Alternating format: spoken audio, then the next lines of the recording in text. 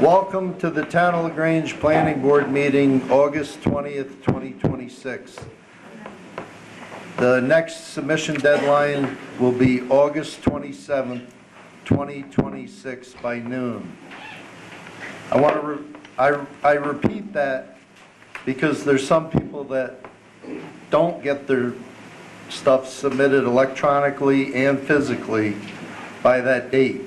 But that's a hard date as far as I'm concerned, and the next submission deadline will be August 27th, 2026 by noon. Our next regular meeting is September 17th, 2026. I'd like to call this meeting to order, and first item on our agenda will be acceptance of the previous meeting minutes, and Kevin will be a voting member tonight. Any corrections, comments? No. Motion to accept? Motion. Second? Second. All in favor? Aye. Opposed? Motion carried. Tonight we have two public hearings. The first one, Cole Road Wetland Watercourse and Water Body Permit, application for wetland permit, located at Cole Road, RLD zoning district containing .51 acres, grid number 6662-032-122-024-0000 and 6661-01-118965. Owner Scott Lurkin, licensed professional, Labella Associates, Tom Harvey.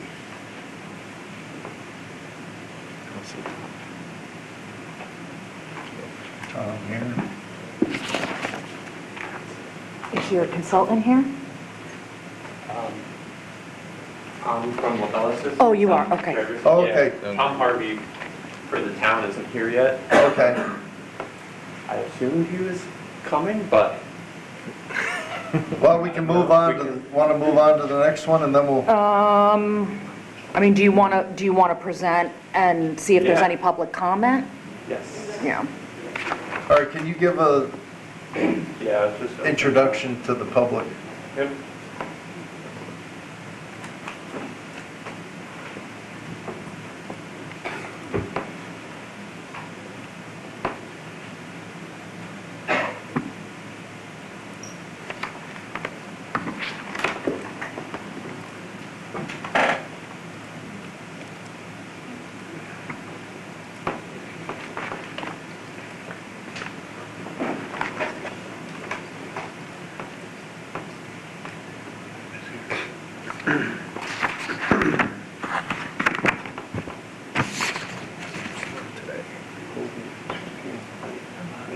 It's a little slow today, It's huh? rain.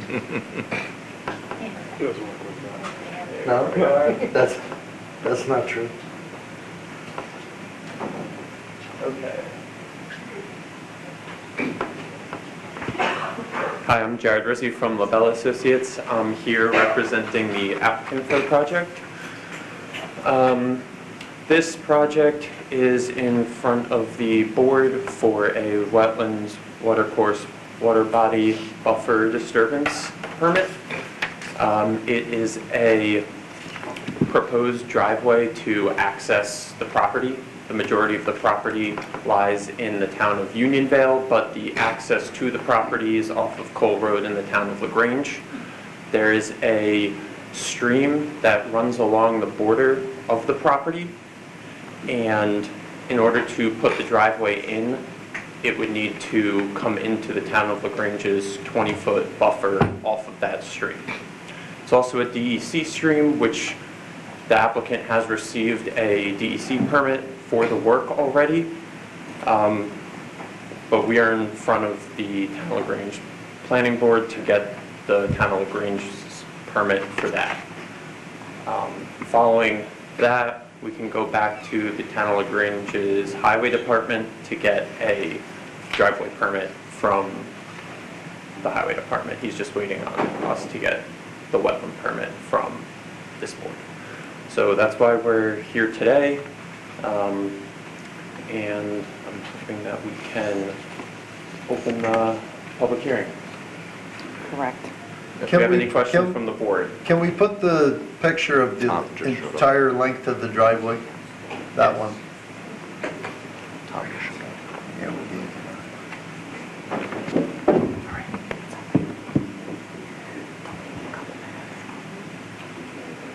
There's actually two spots where it's in the town of LaGrange. There's a tiny piece in the front, and then just put your arrow on the other So piece. this part right here is in the town of LaGrange, and then this portion right here is also in the town of LaGrange. You can see, Right. this is the town line here between Right. Unionville and LaGrange. The majority of the property is the town of Unionville, this whole portion here.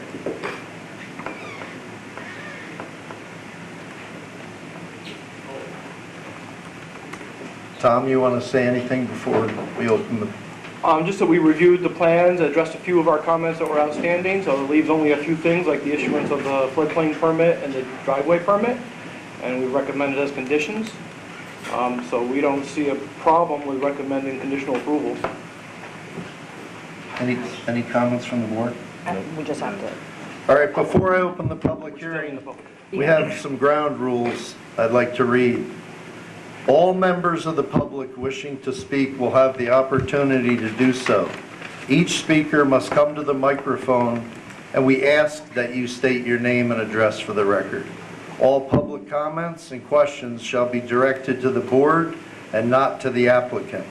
There will be no dialogue or back and forth between members of the public and the applicant. The applicant will need to respond to comments in writing to the satisfaction of the planning board. Comments and questions shall be respectful, on topic, and to the point. If a comment has already been stated, it will need to be addressed by the applicant. There's no need to repeat previous comments. All letters and emails submitted have been or will be shared with the planning board and be a part of the official record. Motion to open the public hearing. Motion. Second? Second. All in favor? Aye. Opposed? Motion carried. Is there anyone from the public who would like to comment on the Cole Road wetland water course and water body permit? Sure.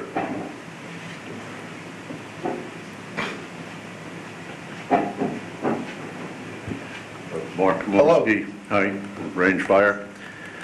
Just want to iron out any confusion because the driveway entrance is in LaGrange, the home is in Unionville.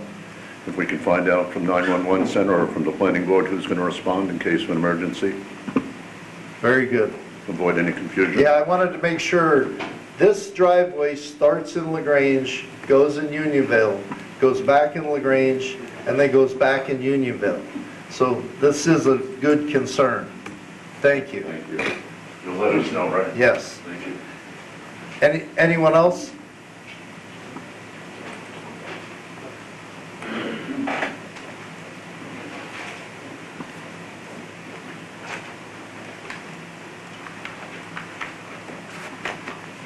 Good evening. My name is Yvonne Skinner. I live at 114 Oswego Road in Unionville with my sister Kathy Lurkin, who has owned and resided at that address for 49 years. The applicant, Scott Lurkin, is our brother. With that in mind, I will only speak of what specifically relates to this 20-acre property that he and his wife Shelley own. Regarding the intentions of the applicant to build a house on that property, in memos from Rena Engineering and responses from Labella dated May 18th, June 11th, July 2nd, July 24th of 2026, they reference no less than 6 times that, quote, the applicant maintains that there is no house proposed at this time, unquote. Also, 2 of those mention stipulations that the house is proposed to be built within 5 years by the same owner. I could be politically correct and say he's misleading the board or misrepresenting the facts, but let's be honest, he's flat out lying to the board.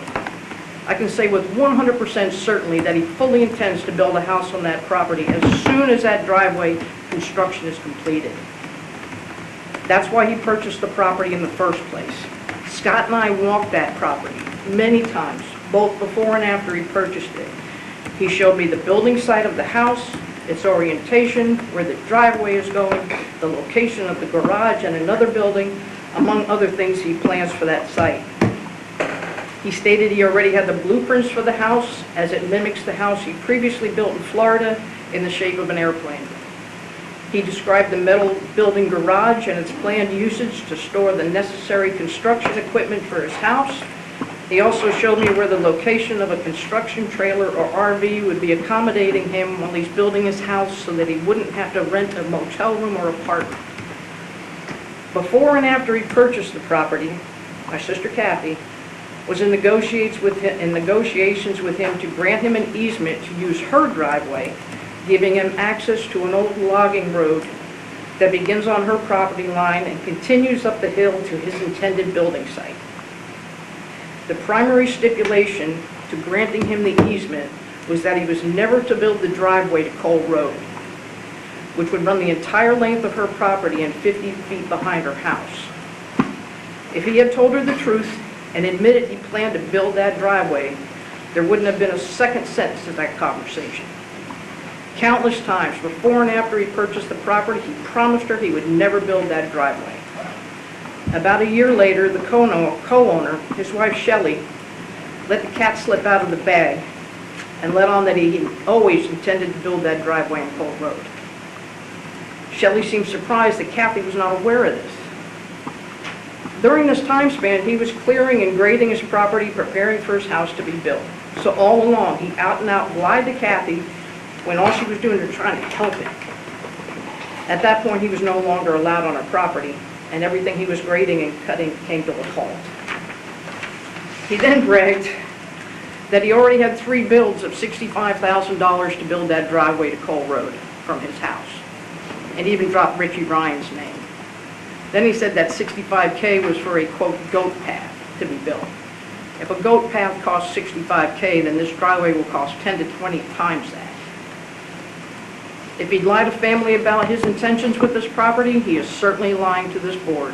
Now, perhaps Labella acted in good faith with the responses on those previously mentioned documents. If so, he lied to them as well. Speaking of that old logging road, since it's been cleared, the amount of runoff that ends up on Kathy's property has increased significantly. We have attempted to build a berm to stop it, but it hasn't worked. We've had to dig small trenches to direct that runoff so it doesn't pool on the driveway. Now he plans to double the width of that logging road, which will cause more damage to her property. He simply does not care what damage he causes to the adjacent properties, either directly or indirectly. In 2 of the previously mentioned documents dated July 2026, they specifically refer to, quote, if a house is proposed within 5 years by the same owner, unquote. Scott will get around that when the driveway is complete, by simply transferring ownership of the property to a family member or more likely to a shell corporation to further distance himself from the permitting process. Once he has a CO for that house, he will simply transfer ownership back into his name. By its own admission, he's already 4 years behind schedule building that house. If he has truly no intention of building this house, then why has he spent tens of thousands of dollars clear-cutting several dozen large trees and clearing the home site on the top of the hill? I'm sure he spent at least that on the engineers as well. That proposed driveway is going to cost several $100,000 to construct. Why is he going to build a driveway to nowhere, or wait an additional 5 years to build this house? And what are the co-owner's intentions? Her name doesn't appear on any of the documentation. This hill that his house will sit on and the driveway runs the entire distance across its base. It's not a simple rolling hill. It has a 45-degree slope and a 150-foot elevation from the surface of the proposed driveway. He will have to blast into that hill, the full 1,300-foot length of that driveway, to get the width required for the driveway, the turnoffs, the drainage ditch, etc., at the very least. Not to mention the construction of a significant retaining wall. The proposed drainage off that hill shows that it will run westbound along the entire length of the driveway, then make a hard right turn north, then run along the east side of the driveway and along Mr. Curtis's land on his way to the stream. How does he intend for that water to comply with a 90-degree turn without intruding on Mr. Lugo's property? There's a lot of water that drains off that hill, and we've already seen an increase in the intensity since he clear-cut that driveway. Once that driveway is complete, all that water will no longer gradually make its way across our properties and into the stream. It will end up being dumped into that stream in one location just before the culvert under Cole Road. Within that documentation, it also mentions a 9-month time frame to complete the driveway. I asked, is that the entire driveway or only the first two partials, LaGrange and Unionville? Speaking of the stream, I'd like to mention that this is not just a minor stream that meanders through the yards of a few residents. From Cole Road upstream, with its tributaries, it's approximately 3 miles long and drains 1,000 acres. At the very least, it drains Cole Road from Wolf Lane to Oswego Road, both sides of Oswego Road, east of Cole Road, all of Marks Way and Meadow Ridge Lane, Ricks Road, half a mile of South Smith Road from Oswego Road, plus half a mile of North Smith, including all of Sky Acres Airport. The applicant has no intention whatsoever of complying with any permits granted by LaGrange or Unionville. This is self-evident by his past behavior and statements when he illegally clear-cut the entire path of the driveway proposed in the submitted drawings and violated multiple stop work orders. It's like a sport to him. He prides himself in doing it. The fines associated with these violations are mere pocket change to him. He just does not care. By then, the damage is done. He believes he holds a higher social status than the towns of LaGrange and Unionville and the surrounding residents, and that the rules don't apply to him. This is who he is. This is what he does. A leopard doesn't change his spots, and spots are just becoming more pronounced. In conclusion, I ask the board members to also visit the adjacent properties when they conduct a site visit of the applicant's property. Now, this will give you a true perspective of what we're talking about. Thank you for your time. Thank you. Is there anyone else from the public who would like to comment on the Cole Road wetland water course and water body permit? I would just ask if that speaker also would be willing to submit the written comments, because there was a lot there, and to go back to the transcript is going to be a little tricky, so, thank you.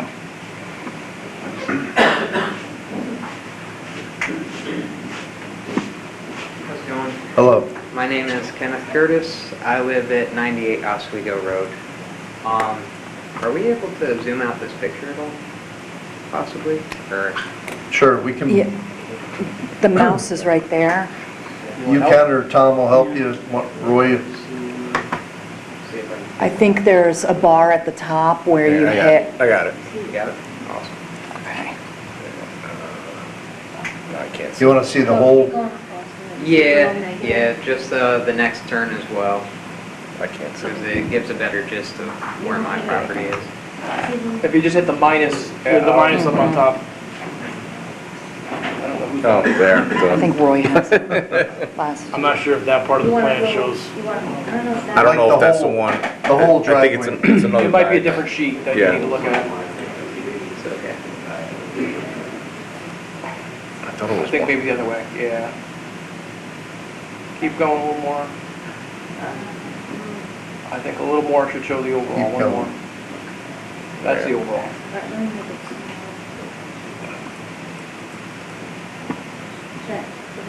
Yep, that's perfect. So my property You can use the mouse. also has a portion of Oswego Road. So right here, Yep. that corner piece is my property. You're in LaGrange. Yep, well, I have LaGrange and Unionville. Oh, Yep. you're both. Yes. Okay. Yep, so, I also agree that you guys should definitely come out to the property to see exactly how this is gonna be planned out. Because directly down this path right here, there is an active, basically stream that flows through there between my property and Bobby's property to the left. And right down here, towards the base of my property, this all floods very, very badly. So the concern with that is where is all this water going to go? I don't think that it's all going to be able to just funnel through that small drainage pipe that they want to put at the very end of the range. And that is a big concern of mine. As well as the steepness of the hill that he wants to plan this driveway on, that is basically touching the back of my house. It is, as Kathy had said, about a 45-degree angle, and he is absolutely going to have to blast or knock rocks out or something. I assume it's slate behind there, and my worry is all the runoff from the mountain pooling, you know, directly into my property. After he knocked down all the trees directly behind my house, I've noticed a lot more water collecting on. When you go up the different hill, areas. you're on the right before the driveway. Yep. Okay. What was your Yeah. address, 90? 98. Yep, 98 Oswego. Yep, and that's just a major concern of mine, is it making the ground, it's definitely going to create erosion out of the mountain, and it's going to create different runoff paths throughout the entirety of behind my house.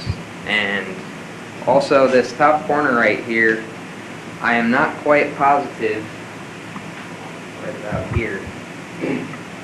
The pictures make it look very large. It is not very large. I don't honestly even know how he's going to be able to fit a trailer through there behind a pickup truck, let alone a fire truck, to be able to turn that corner, with my property being right there. Another thing. So this is skirting your property line. Yes, Right. that in the entirety of it runs my entire property, straight up through here, Right. and all the way over to Kathy's property. Are you the green roof with the panels on it? Yes. Yep. Yeah. Can we put the next page up where your house is? You There, guys might be better. I'm not sure what you mean, I don't think the houses are shown. Okay, There's no house on the Lurkin plan, right. because they're not proposing one right now. Do any of them show the neighbor's house? I don't believe so. We should I'm probably- basically right up to that fence line where he plans on making the driveway. Basically at the back of my house. Plan to put the house on? Well, we'll talk after. Yeah, and that is mainly my concern, is the runoff the mountain, the drainage, the erosion. If that's slate, is that gonna cause collapse? And, I feel as if there's a reason that that property's been there for so long. If nobody's ever built on that property is because it's landlocked, because there's never been an access able to be done because of the wetlands on the entryway. So, Do you own anything that's not green? And if you look, everything that's fenced is your property. no. I own all the way up to, Okay, gotcha. All right, now I got it. I think actually a little more because it goes up in the Mhm. woods. I have trees up in that corner. I can see the lines now. Yeah. Yep. And he's also made threats to me when I've confronted him on multiple occasions that he is purposely going to drop trees onto my fence, claiming that my fence is on his property in certain sections, as well as multiple other threats, because I've gone down there multiple times and confronted him for doing work under a stop work order in both towns that have been posted. And I have multiple pictures and dates of him actively working throughout these stop work orders being in place, if you guys would like those. Becky? So that would actually be more appropriately submitted to the building inspector downstairs because Okay. he has jurisdiction over the stop work order. Okay, not a problem at all. I can definitely do that. And I think that's mainly my concerns, and that's why, honestly, I don't want it to be built. So, All right, thank you. thank you guys. Anyone else for the Cole Road Wetland Water Course and Water Body Permit? Sure.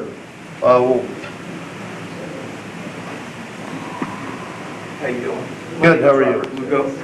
I live on 7 Wolf Lane off Cole Road. Scott and I actually butted up against each other. So Scott and I have been battling for 3 years now. So that property we know is 20 acres, and we know in LaGrange, for $60,000 for 20 acres, that's pretty cheap. 31 years ago, I bought my 2 acres for $47,000. So when I built mine, I lived on a flagpole lot, which you can see right there. It looks like a flagpole. So Scott and I touch each other, and you can see where the stream comes in on my property. So it's just been a horror. So I think, what was it, on the 24th? Yeah, 2 years ago, he cut all those trees down. Scott likes to do things without permits, and he does it on the weekends, every weekend. So the town's off, and by the way, you guys have been great for helping out, but we just can't have this. And the floods, so 31 years ago, I built my house, I had to get flood insurance.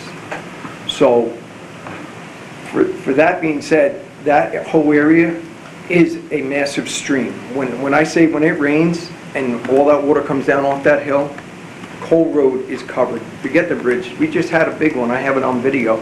They had a car stuck right at that bridge. They had to get it towed out. But I have major things, and then he built that road, and now it's a pond. So I even think, now I don't know, do you guys, who owns that bridge? Like, is that Unionville or is that LaGrange?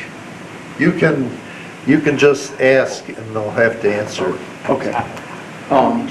So anyways, there's no way that with that stream in Scotts Road, that culvert would have to be enlarged by huge. It's only a 4-foot culvert, so somebody would have to take care of that. You couldn't do it. It's just not going to work. I mean, can you see videos of the floods, or do we have to? How does this work?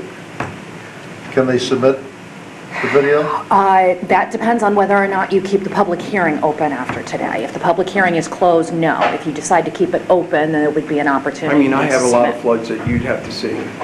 That Cole Road, that driveway just wouldn't.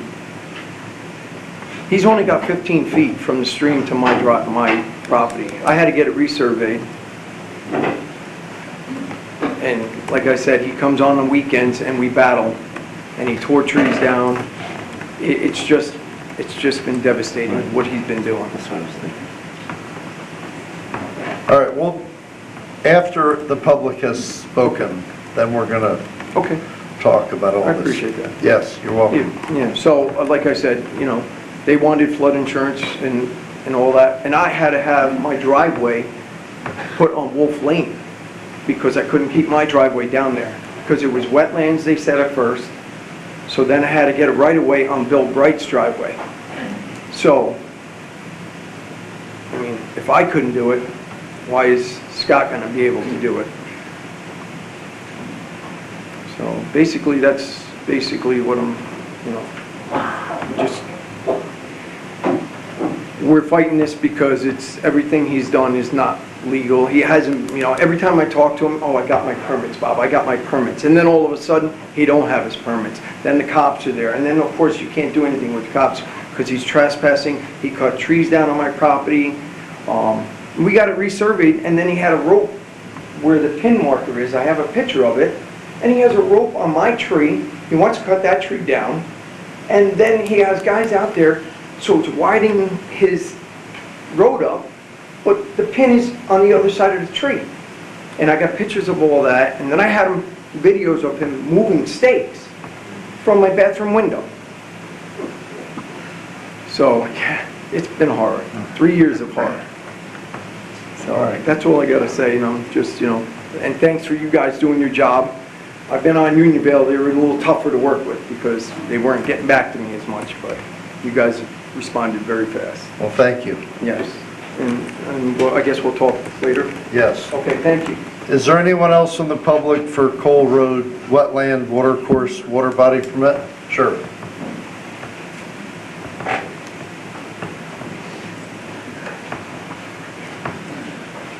Mark Morski again, Range Fire. So after hearing and seeing the map here today, I just Want to let you know, regardless of whose jurisdiction it is, LaGrange or Unionville, will be called in as mutual aid on any fire call. If you can consider the driveway and how it's laid out, we don't have 1,350 feet of hose, so we can't drag hose from down in the street. So, and plus the incline, we have over 80,000-pound vehicles that we'd have to get up there that are quite large.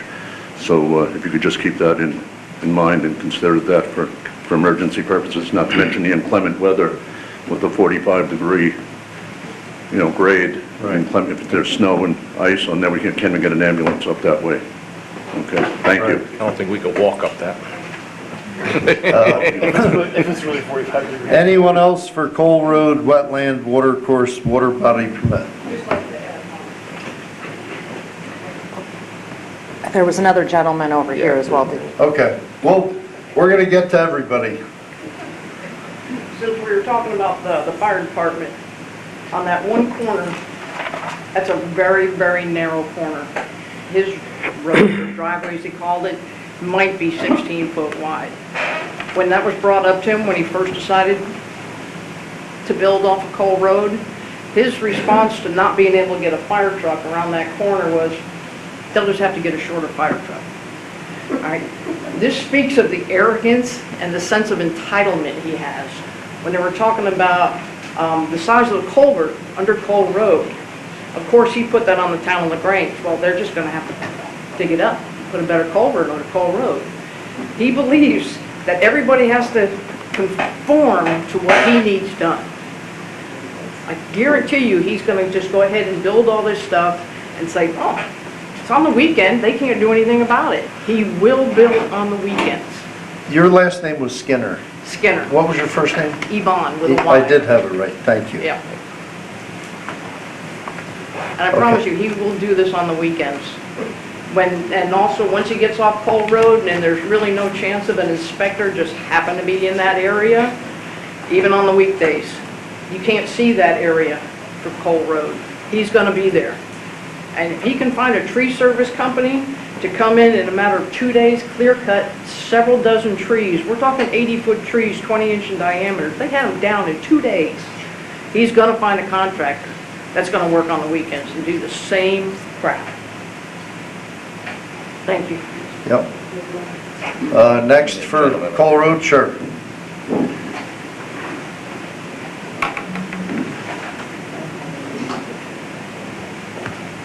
How you doing? Hello. How you doing? My name's Mike Gregory, 118 Oswego Road. I want to apologize because Scott came to me first a few years back. He wanted to buy my property, and he was a really good talker and everything. I said, no problem. I talked to him, and I gave him a counter offer, and he didn't like that. But I suggested this property, so we wouldn't be here if I didn't tell him about this. So it's my fault. But I witnessed property markers moving on their own. I see Scott being entitled. He thinks we're a bunch of rednecks, don't know much. We don't have, I just see, he's going to do what he wants. And I just wanted, as far as character goes, he has none. And so I just want to, I like what you guys do, and giving him the right of way just to come over into LaGrange, he's going to take advantage of something, whatever he can. He's going to break the rules. He's not going to bend them. He's going to break them. And I've been in construction since '78. Rules, get changed all the time, but he just doesn't care. He's entitled, like it's already been said, and I don't want to repeat. So that's all I have to say. Thank you very much. Thank you. Anyone else for Cole Road Wetland Watercourse Water Body Permit? I'm going to ask for the final time, is there anyone from the public who would like to speak on Cole Road Wetland Watercourse and Water Body Permit? Okay. Rebecca. Who should I start with, you or Tom? Well, I'm gonna start because Okay. there was a lot offered this evening, and I Right. think in going with your normal custom and practice, the applicant should be directed to respond. I am going to include the caveat that There's clearly a lot of tension here and personal feelings. It is not within the board's purview to decide whether or not somebody may or may not be a good person when they apply for a permit. That's not within your jurisdiction. Further, the law is clear that because someone may violate, a permit cannot be denied unless they have misrepresented in the course of their application a material fact. So I only offer those two caveats because I don't think it's a good use of time for the applicant to respond to some of the personal issues that seem to be going on between the family and the neighborhood, but responding to the land use comments that have been made by the speakers. Okay. Anything else? And then that makes a lot of sense. Obviously, the comments need to be responded to. I think a lot of the things are addressed on the plans, but I think we'd leave that up to the applicant's team to address. There isn't a house shown now, but one of the things we mentioned was about the seeker segmentation and SWIP segmentation. So it was made very clear about the disturbance and how much would happen with that, and how if the house was added, and that's where the 5 years came from and the ownership stuff came from, that would need to be considered as part of the overall project. So that was why we mentioned that, and that's also why we add the note to the plans. So that if the house did come in, then it would be obvious, they would look at it, for instance, if they were to exceed 5 acres and trigger a full SWIP. That had to be dealt with the addition of the house and that not be segmented. All right. So I just wanted to make that point, that that's something that's been commented on and I believe addressed by including the on the plan.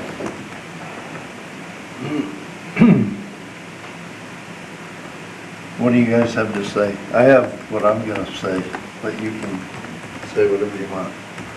Tom is the town's representing attorney for this. Engineer. Yeah, attorneys, engineers, architects, but Tom is assigned to this as the engineer. I happen to also be assigned to Unionville, so if I could speak to that side a little bit of it. Yes. Unionville doesn't have any wetland regulations, and none of the Unionville land is being triggering any floodplain stuff. So as far as Unionville's looking at it, it's just a driveway permit, or even just site work, without a house being proposed at the end. So that's why Unionville hasn't been involved. Unionville isn't having any planning board meetings. It's really just in the building department as far as Unionville sees it.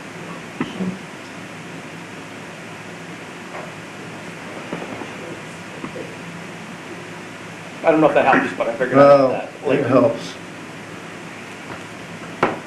You're the applicant's engineer. Correct. I just want to make sure you weren't pointing at me. Why don't you come back up? Stand right behind you. One further thing, I just wanted to, First, let me decide this public hearing, we're gonna keep it open. So Rebecca, do I have to make a motion to keep it open? What you would do is you would make a motion to adjourn it to your September 17th meeting. Okay, motion to adjourn the public hearing to, what are we, September 17th? Make a motion. Second? Second. All in favor? Aye. Opposed? Motion carried. Public hearing stays open.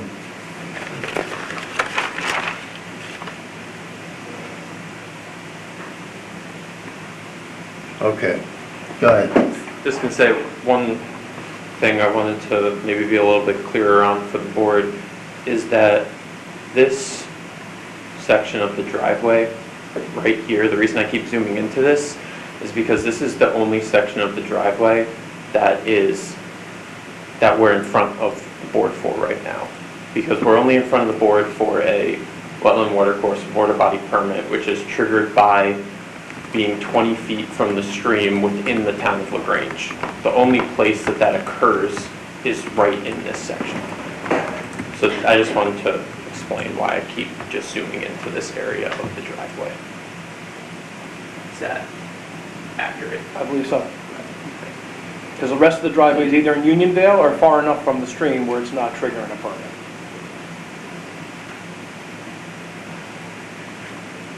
And we are only here for that permit, not for any sort of site plan approval or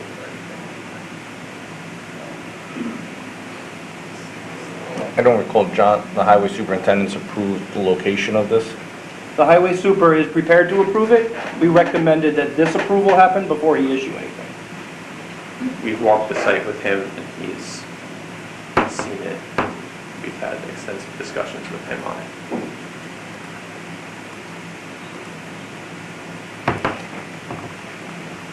So when they come in for this driveway approval, they're gonna come to both towns?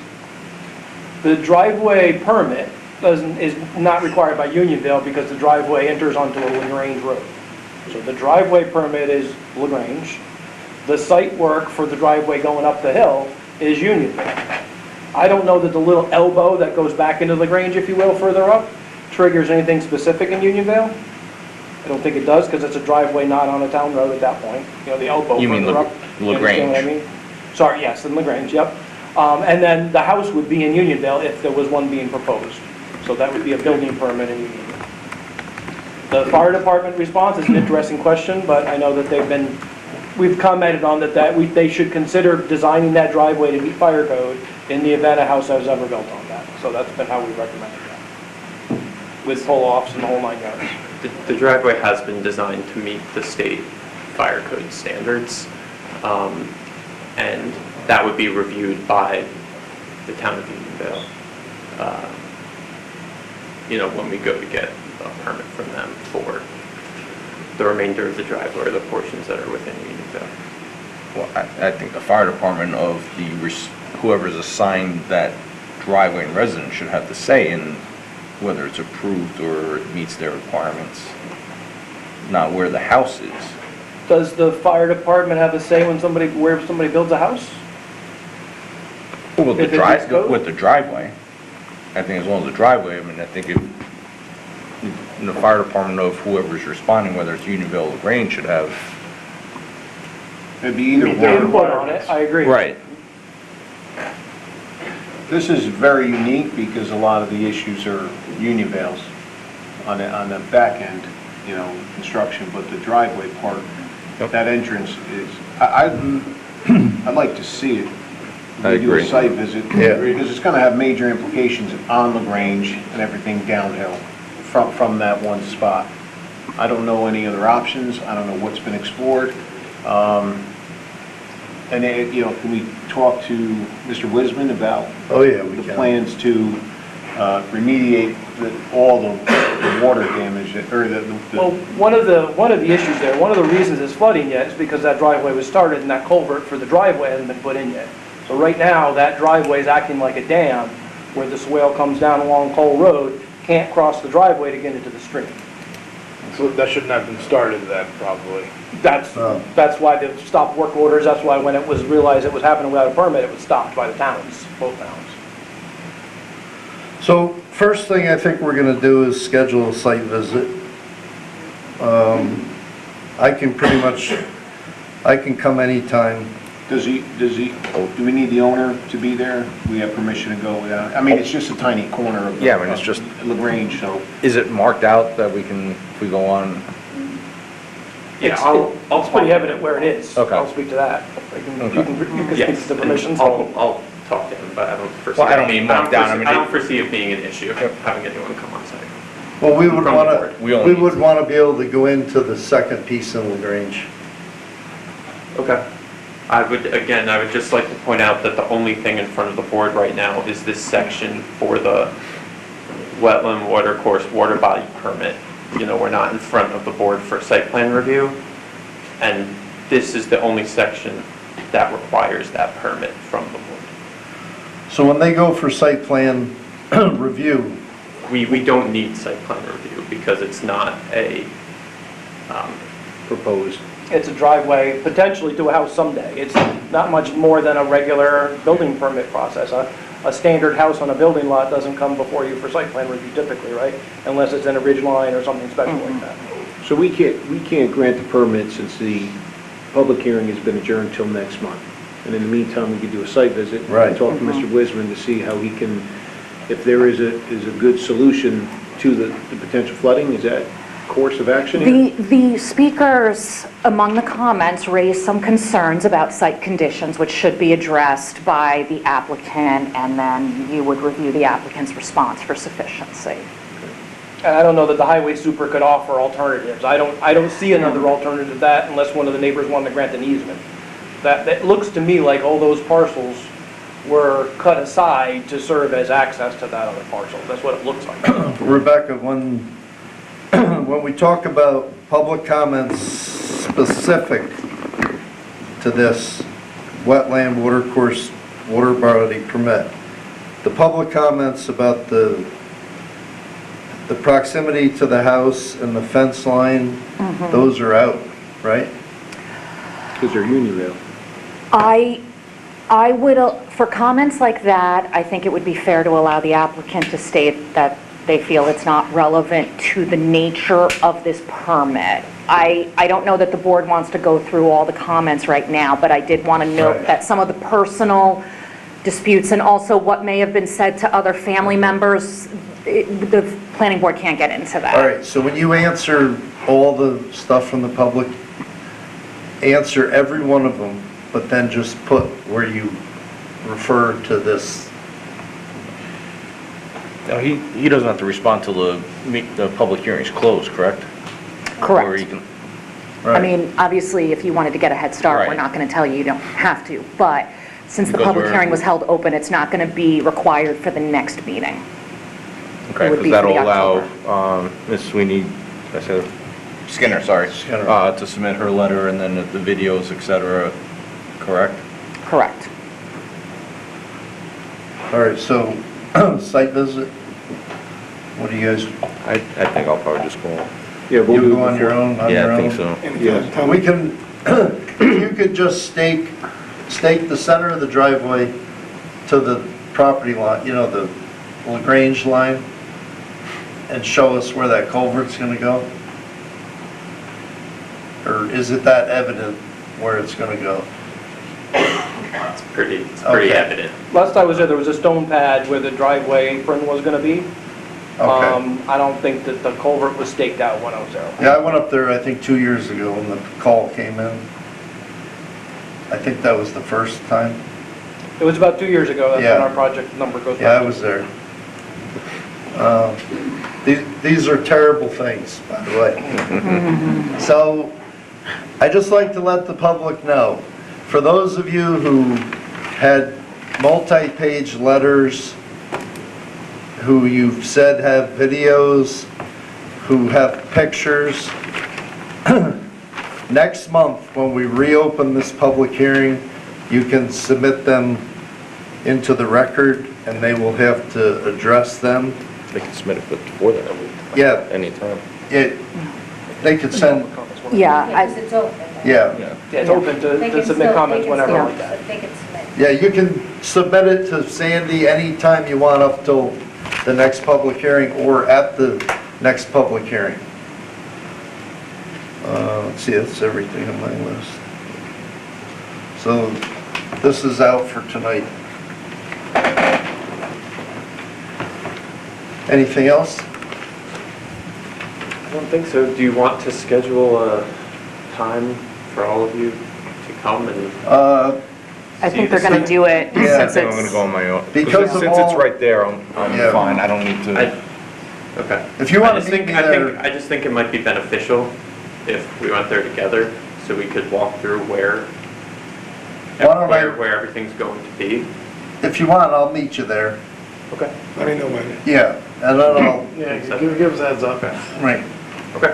So Sounds good. Sandy will, you know, yeah, coordinate the whole thing. Okay. And also, just one last thing. So you guys are aware, we had been asked a while ago to prepare a whole flood assessment drainage report that we had prepared to show that this driveway as a whole is not, this driveway as a whole, in addition to the drainage improvements that will go along with it, are not going to negatively affect the stream or the surrounding area. So that has been submitted in the file if you would like to review that at any point. Okay. And that's needed to support the other layer of the floodplain development permit, because the work of the driveway is also in the floodplain. So the sizing of that culvert was justified in that report, the sizing of the driveway culvert. Okay. Can you just with the cursor and the mouse, show where that, you can have culvert going under the driveway? I think it's Am I Right missing- here. those two, like, So this is one side, this is the inlet side. So basically, this is a section of riprap, so large stone that's at the bottom of the swale coming down the driveway. And this is the inlet of the proposed driveway culvert. This is the culvert going underneath the driveway, and this is the outlet facing towards the stream. Thank you. So that culvert's needed to both convey the swale coming down the driveway and the swale along Cole Road. So that's why right now with that culvert not in, that's right, one of the reasons there's been some flooding there. All right, I'm okay. Everyone else? Okay, thank you. Oh, can we let them up? We adjourned it till next, You adjourned it to next month, so the comment can be submitted by writing or offered next month. So submit by writing or come next month? Because I already adjourned it.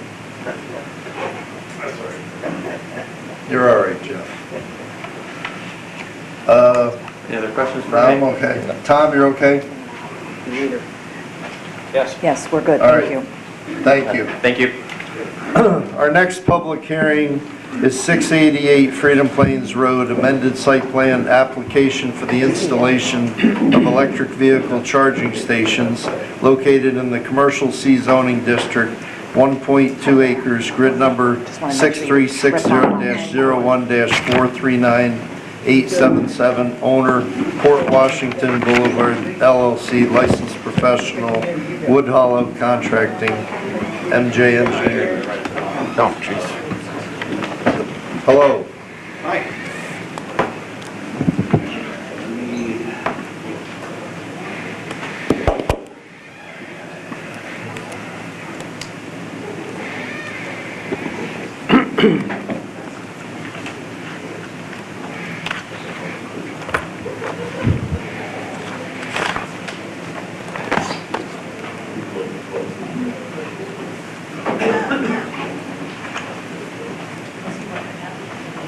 We can help you navigate that if it's your first time. Yeah, it's my first time That's here. fine. We'll help. Yeah. Hello.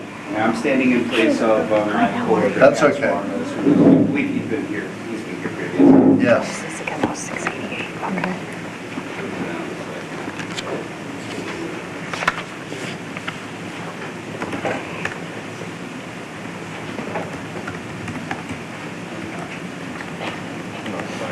Hi, my name is Nicholas Hontoria. I'm here to discuss what we want to do at 688 Freedom Plains Road. So what we want to do is we want to propose a new 1200 and 480 volt three-phase service for the purpose of feeding two Autel DH480 chargers. Scope of work that you're going to see here is we're going to be putting in that new gravel bed. There's going to be 4 trees, 4 spaces including one that's ADA compliant, with an accessibility lane for that charger itself, and all necessary equipment, disconnects, metering, transformers are all going to go up in this area. And it's going to be able, we have a path that goes straight to the existing curb ramp, which feeds into the entrance of that building. Very good. Anyone else want to say anything? Want to say anything before I open the public hearing? I will just point out that this property does have a national wetlands inventory wetland that goes past the property on the east side and then down to the south side. And the applicant has obtained a freshwater wetlands general permit to cover the work for that. It's in the buffer of the wetland. Okay. Anybody else? You guys okay? I do have, are these parking spots, are they still there or they're not going to Oh, be yes. there? To address those parking spots are going to be removed. I do believe Okay. they are existing at the moment. Oh, okay, so But that's they why are they're going red? to be removed for the sake of the turning radius Okay. in and out of those EV charging spots.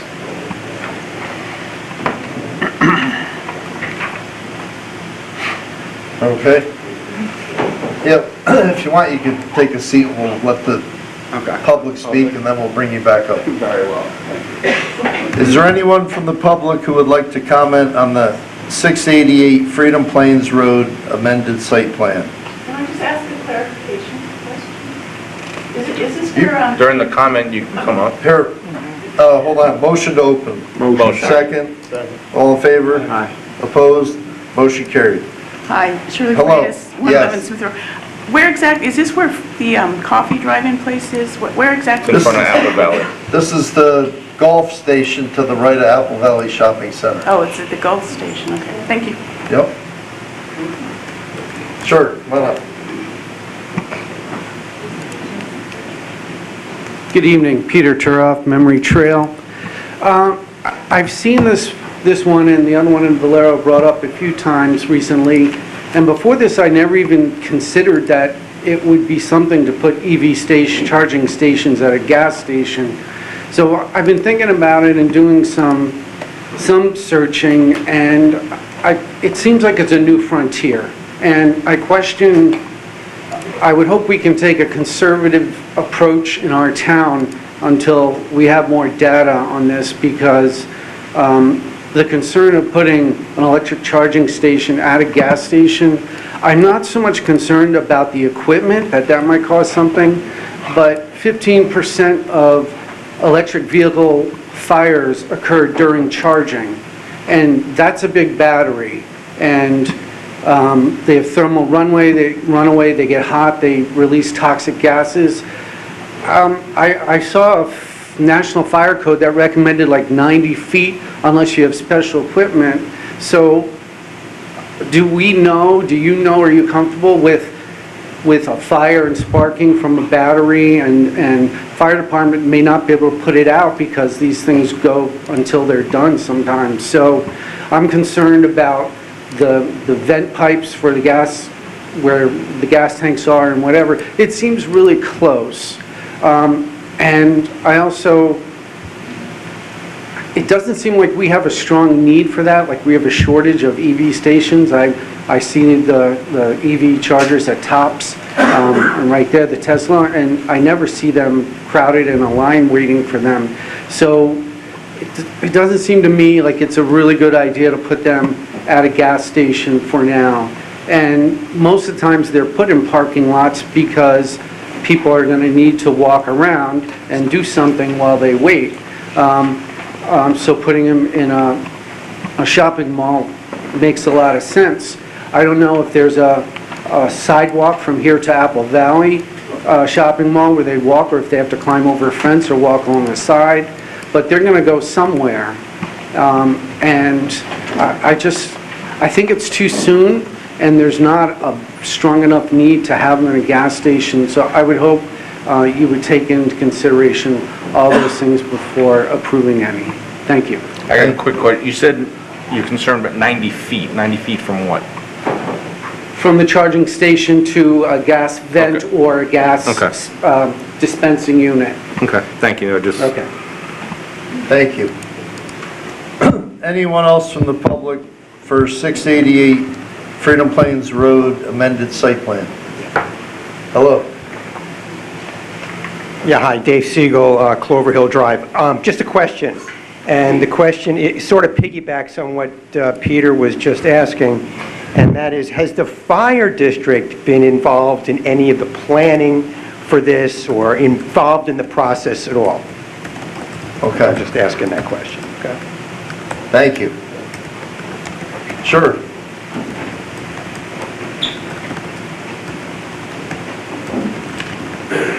Good evening, Jeff Kaiser, LaGrange Fire. I would hope that the planning board is working with the fire district on any electrical charging stations where they're proposed in the town. I understand there's more concern that it's a gas station, but I would hope that every building that is proposed in the town for EV, that you're working with the chief on where this stuff needs to be. I don't know if there's a certain code in the town where these have to be placed. My concern would be, as was stated, electric car fires start, they're tough to get out. Normal gas fire, a couple 100 gallons of water, or even an extinguisher can get the fire out. With electric car fire, you can't get them out. You can use 6,000 to 8,000 gallons of water and it's still burning. So I would think that in any facility, you don't want it up against a building or near a building. Second thought on a gas station proposal, if it's near a building like that, a lot of gas stations also have the LP, you can swap your gas tank out for your gas grill.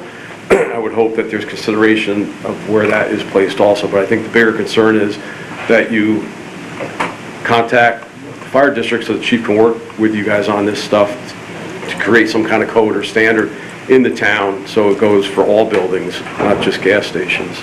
I would just note, since we're hearing it, there is a comment letter from the chief on this file. Okay, yeah, he's out of town tonight, so, but yeah, it's just, Yeah, I'm gonna, all right. I have Ken McLaughlin's letter right here, and I have Anthony Champion's. So as soon as we're done, I'm gonna... Yep, thank you for your time. Thank you. Anyone else for 688 Freedom Plains Road? Sure.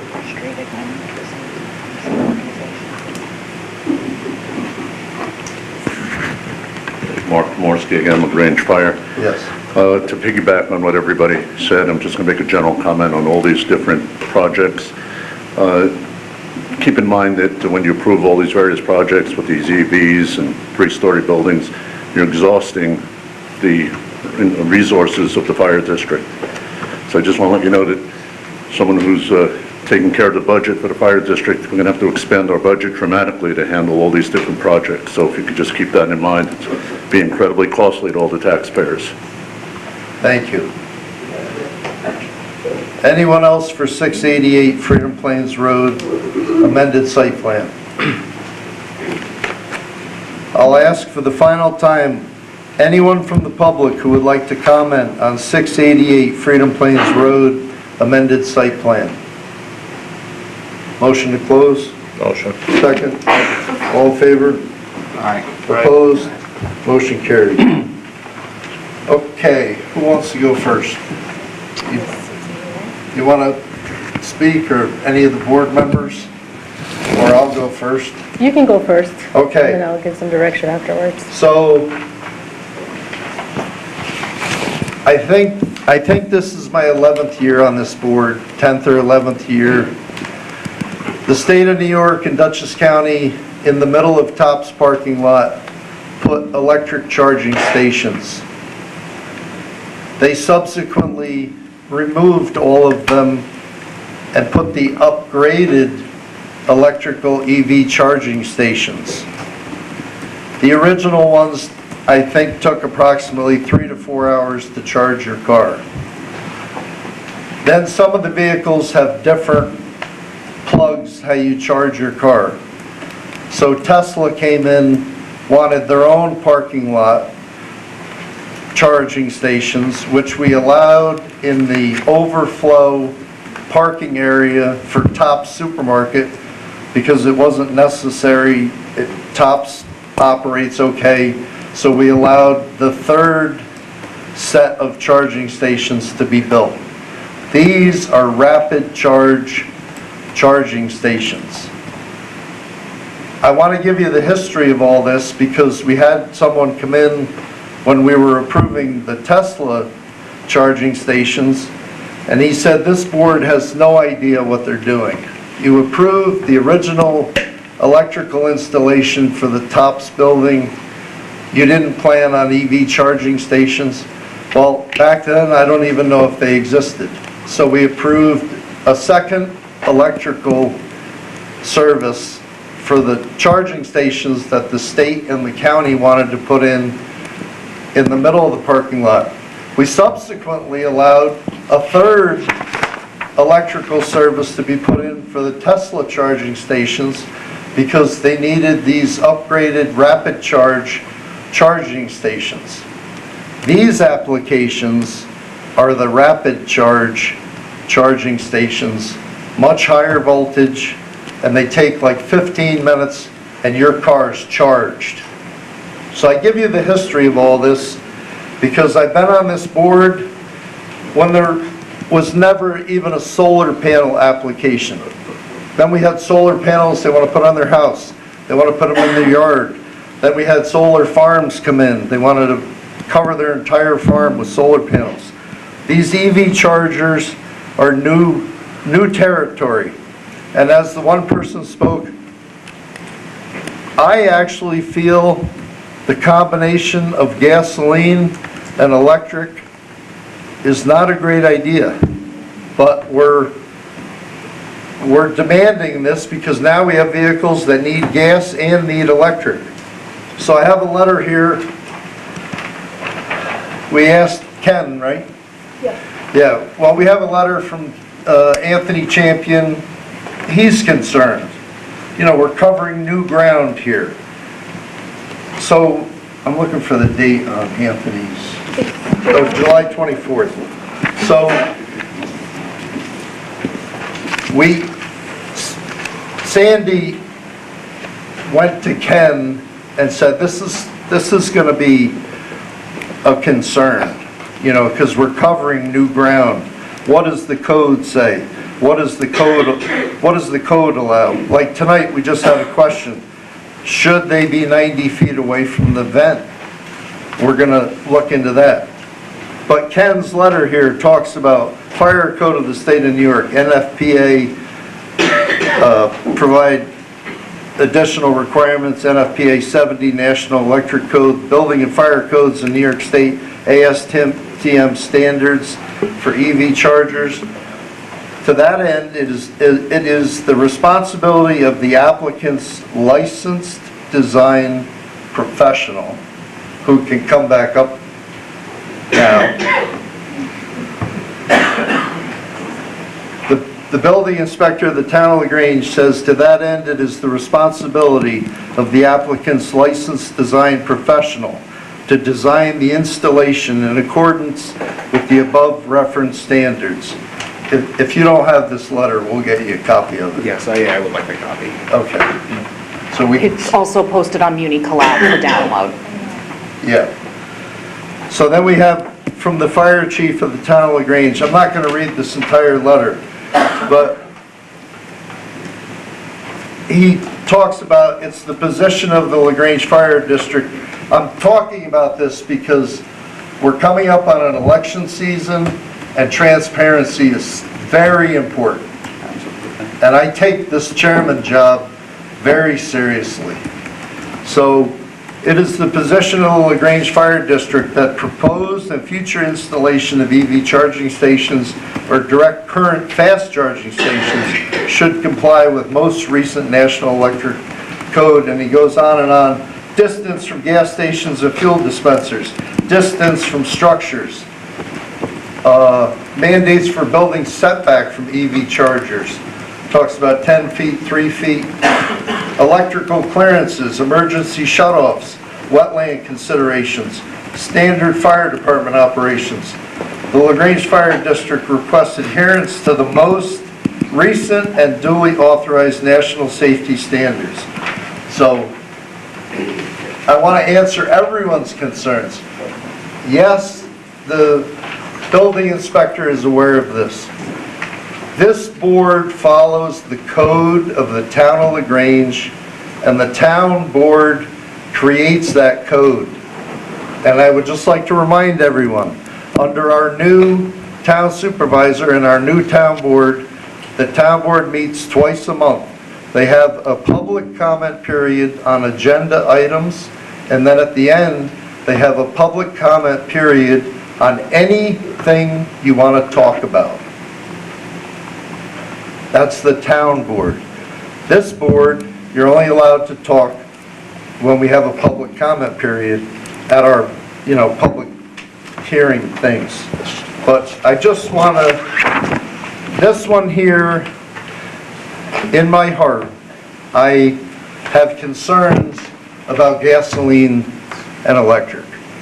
Because Yes. we're covering new ground here. Yes, those are very valid. I would much rather you be extremely pissed off and mad at me, but I want to make sure we get this right. Of course, no, I absolutely agree. No, Yeah. it can be a very, very dangerous combination, and that's why we do follow all the latest codes Right. as required by New York State. Everything we do, UL listed. We work very closely with planning boards, building departments, fire departments, to make sure that when we do have these newer potentially risky installations, that they follow all codes for maximum safety. Like, we'll make sure that emergency shut-offs are readily available within eyesight of the charging stations themselves and are properly labeled per the NEC code, and that everything is properly sized, properly fused.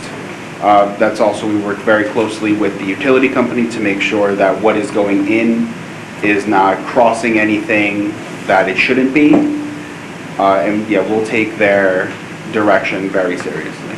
Thank you. Any comments, guys?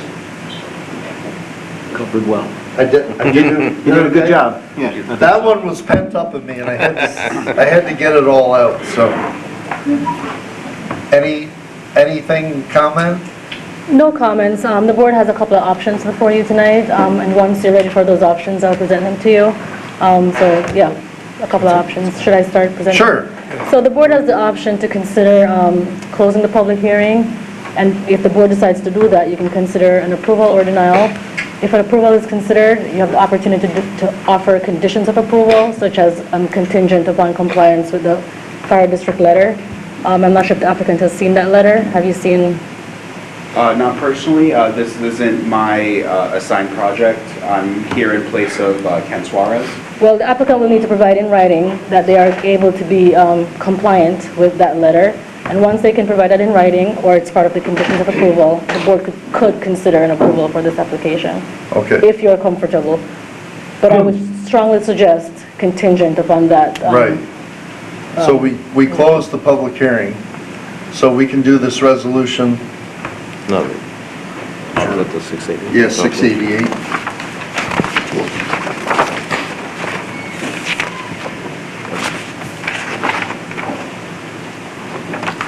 Do they need a chance to respond to the comments?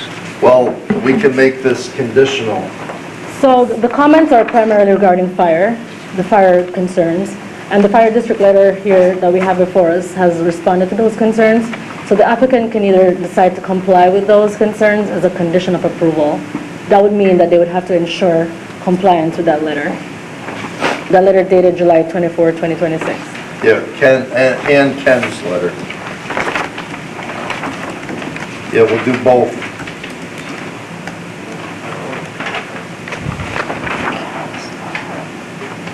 So we'll do contingent upon both letters. Correct. Okay. Yeah, I'm okay with it. You okay? Good, whatever you have to say. You want to get it right, so maybe we just punt it a little bit and... That is also an option to punt it a little bit. If you'd like to get a clean letter from fire, because the fire letter does have some questions and concerns in that letter, you have the opportunity to punt it to one more meeting and request a clean letter from the fire department. So that's also an option. Yeah, whatever you guys think.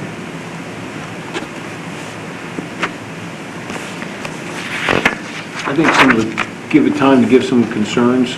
I want to say that the fire department letter references codes, but not what they actually are. I was trying to find it here, and I haven't found it in that time. All right, so we're going to hold off on this resolution. So, for next month, What the applicant needs to do for next month is provide in writing a response to the public comments you heard tonight, and also a response that you can comply with the letter dated, the letters that we mentioned tonight, or we could get a clean letter from the fire department saying they have no issues with what the applicant is presenting to us. But would it be on the fire department to identify the codes they're referencing that they want compliance with? I believe the letter does reference the codes, but not specifically state the sections of the code. So I was reading, okay, so they have national codes, I think, in the letter? Yeah, the National Electrical Code. And you said something about New York State codes? that's Ken's. Yep, okay. Yeah, I tried to find it with this references about gas stations, but I couldn't find anything, at least not in the short time here. So even if the fire department responds with a clean letter, I would say any approval should be contingent upon the applicant being able to comply with all those codes that were discussed in their letters. So you'll submit that before the next meeting, and then we'll get the green light? Yes, that would be preferred. Good. So on the plans themselves, you want explicit code sections referenced, where, Should he put that, That does not need to be on the plans, I would say. Once you could provide in writing that you're going to be compliant with those codes, that would be fine. And also provide a response to all the public comments you heard tonight. are we able to get a transcript of those comments? That way we can address them individually. Okay, very well, thank you. So the question about the distance from the vent pipes and all that will be Yes. clarified? yeah. Okay. And just one other thing is that we're going to rely on the fire department to make a plan to tell us if they can put a fire out or not, quickly. I mean, do we know that's possible? Say there's a fire between Appa Valley Shopping Center and the gas station building, and then the vents and the tanks. Can they put one out? I mean, I'm just asking an obvious Yeah. question, I think. Well, there's a code they have to follow. so- Oh, no, I know, codes are great. Yeah. But I'm just saying, in practical application, how long does it take to put one of these fires out? What kind of fire? EV Well, fire? yeah, an EV fire. You're not putting one out? Well, it's somewhat rhetorical, but, I mean, just a question to the fire department, I guess. Do you know in the plans where the LP storage is, the tanks, propane, if they have that exchange there? If I recall, I think they were on the other That's side. actually on the other. Yeah, they're on the other side. To the right of the door, if I feel. Yeah. It actually might be them right there in front of 9. What's that? Yes, that's propane tank storage, right in Right front of And the spot. the vent pipes, the tanks are on the front of it, aren't they? I'm having a hard time downloading the. It's okay. That's not on. It does not appear to be shown, and we can definitely include that in future plans, the exact location of any vent pipes or... And the filter. Yes. Yes, we can include all. Yeah, Anthony's letter covers pretty much every single thing in it. To Randy's point, this is relatively new territory, and we just want to make sure we get it right. The gentleman has been here before several times, and it's not our intent to ever prolong this process, you know. I don't think this is And of course, safety is top priority for everything. So he'll answer everything in each letter. Okay. All right, anything else? Anything? You're okay? All right, very good. I believe on the agenda, 1144. Yep. Should I just stay up here? Yep. You're You can next. stay right here. Next item on our agenda is 1144 Route 55 amended site plan. Application for the installation of electric vehicle charging stations located in the town center business, TCB zoning district, 1.102 acres, grid number 6460-02-619920, owner MSFRE, New York, licensed professional, Wood Hollow Contracting, MJ Engineering. Hello again. Hello.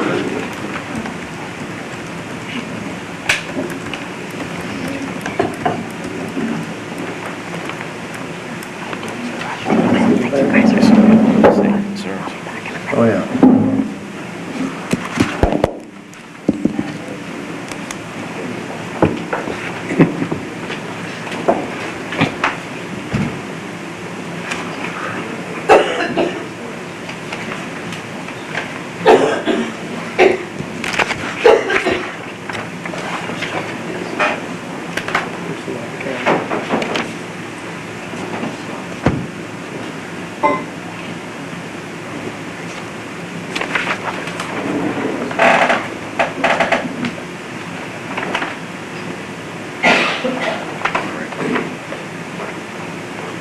Go ahead. Okay, so I'm here to propose another set of level 3 EV charger installations. Once again, we are requesting 1200 amp, 480 volt 3-phase service. We're going to be putting in the Autel high powers. They are set to 320 kilowatt rating. They also have their own power cabinet, which is what handles all the EV load to make sure that nothing gets overloaded. We're also proposing some landscape screening to cover up that transformer going in, and you can see that there's a call out that we are going to be relocating a propane storage tank within accordance of fire marshal guidance.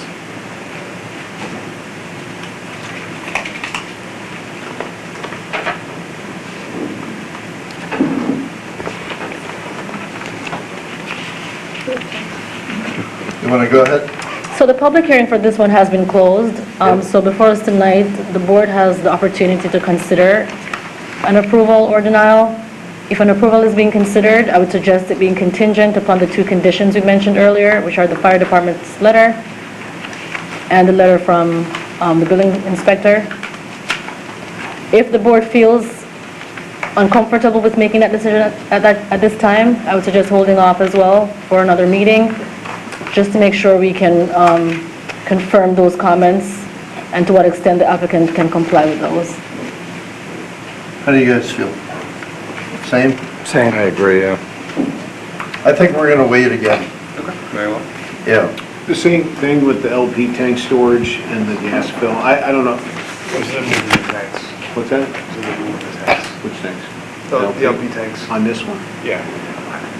And the vents for the, you know, if that comment on the other public hearing, that 90-foot distance for the vents of the gas tanks, you know, we have to confirm that. Yes. If that is in that code.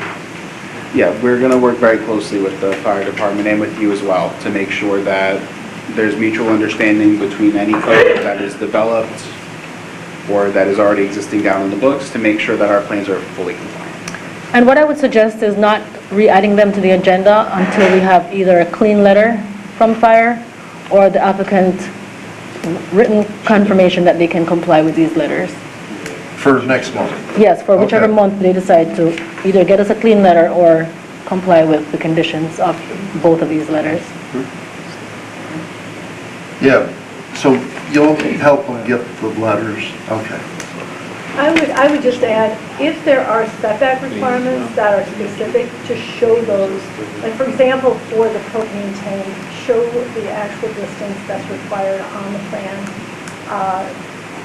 as a dimension measurement. And just from a housekeeping standpoint, for both sets of plans, the survey that is included in these, we asked you to do a survey to verify the ADA compliance. Those are plotted at the wrong scale. So they're shown in this plan set at the wrong scale. So it's nothing other than just plotting those and getting those in the plan set at the right scale. Very well.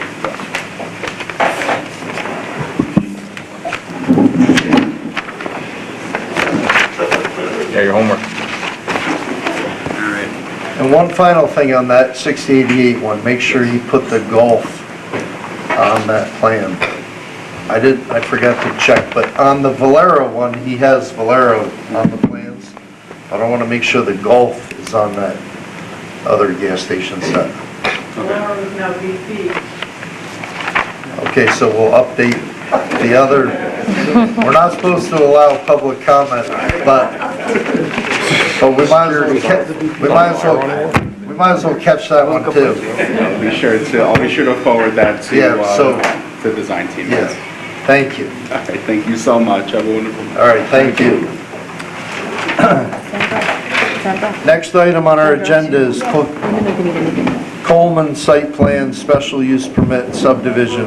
The proposed project located at 57 Hillcrest Drive, located in the Residential Flexible District, RFD Zoning District, 8.05 acres, grid number 6361-03-441088, applicant Kristen and Michael Coleman, licensed professional, Teed Engineering. Hello. Hello. How are you? Good, how are you? Good. So I guess I'll keep it brief. We were here last month. We had a public hearing that was open and closed, granted preliminary approval, and then we realized that seeker was not properly followed. Can you get closer to the mic, please? Yeah. So basically, we just need you to vote to issue a negative declaration tonight, and then also vote to schedule another public hearing for next month. Very good. I have nothing to Okay. add. It died while I was out before. Oh, and I would like to point out that if the public hearing is open and closed next month, we would be in a position for final approval, not preliminary, because we did obtain Board of Health approval as well. Okay. I'll apologize in advance if there's any responsibility for what happened, but we're gonna move forward here. Go ahead. So I have no outstanding comments on this application. I have prepared for your consideration tonight in the AF Part 2, a Part 3, and a negative declaration of impact. And I'll defer to John if he has any outstanding comments. I have no outstanding comments either, members of the board, and to reiterate what Mr. Teed indicated, they do have Dutchess County Department of Health approval, and the other issue was at one point in time there was an accessory dwelling unit which has been removed, and the application for which was formally withdrawn. So this is free to move ahead. Thank you. So You want to start with the, let's start with the EAF Part 2, Yep. which you all have a copy in front of you. I'm just going to run through really quick what we've identified to be small impacts. Please stop me or comment if you have any differing opinions. Impact on land, we've checked yes, and indicated small impacts for the proposed action may involve construction on slopes of 15% or greater. The proposed action may involve construction on land where bedrock is exposed or generally within 5 feet of existing ground surface. And the proposed action may result in increased erosion, whether from physical disturbance or vegetation removal. Impact on geological features, we've checked no. Impacts on surface water, we've checked no. Impacts on groundwater, we've indicated small impacts for the proposed action may require new water supply wells or create additional demand on water supplies from existing water supply wells. The proposed action may allow or result in residential uses in areas without water and sewer services. Impact on flooding, we've checked no. Impact on air and climate, we've checked no. Impact on plants and animals, we've checked yes and indicated a small impact as the proposed action may result in a reduction or degradation of any habitat used by any rare, threatened, or endangered species as listed by New York State or the federal government. And that is due to the site was flagged for potential habitat for the Indiana bat, and there will be a little bit of tree clearing.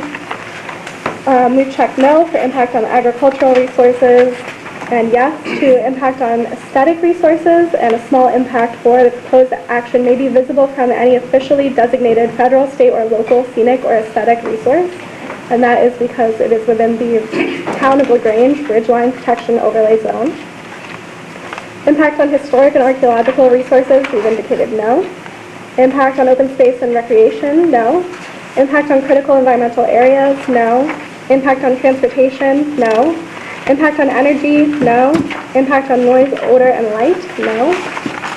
Impact on human health, no. Consistency with community plans, no. Consistency with community character, no. Impact on disadvantaged communities, no. And future physical climate risks, no. Do you have any questions or comments on that form? anybody? No.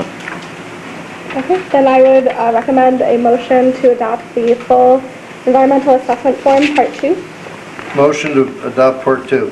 Motion. Second? Second. All in favor? Aye. Opposed? Motion carried.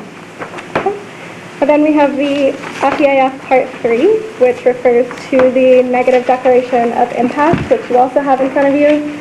This runs through items such as the fact that erosion and sediment control measures have been proposed.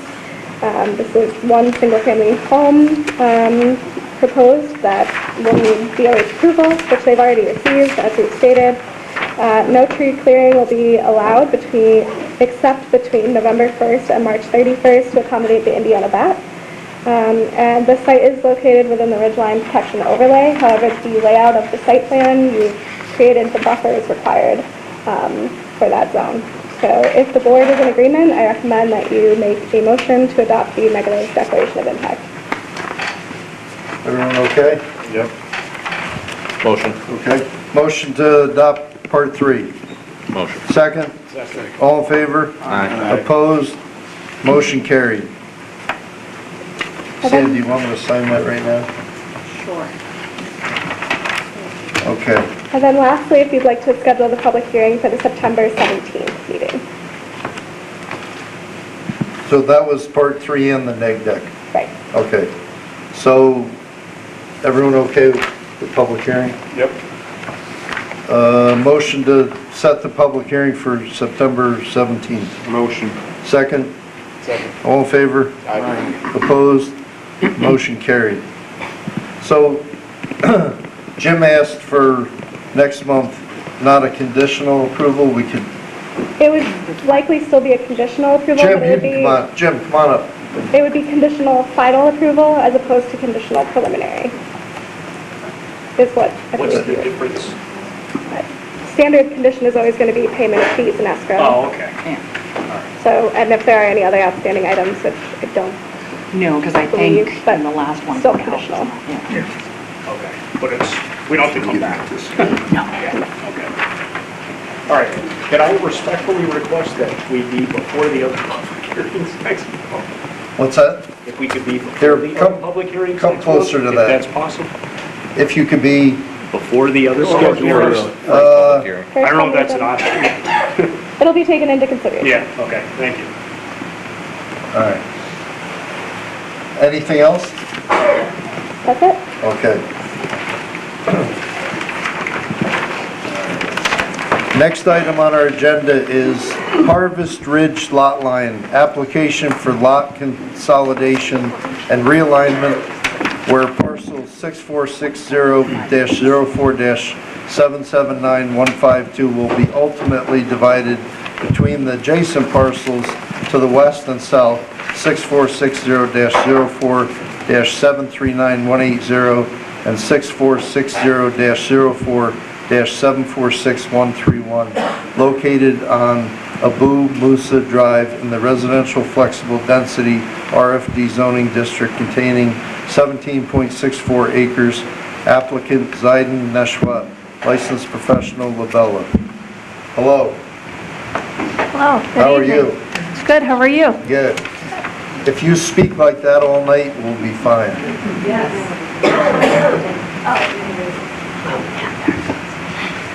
Good evening, I'm Danielle Stark from Labella Associates here on behalf of the applicant, Neshwat Estates Incorporated. I'm just going to pull up the plan here and then I can talk you through it.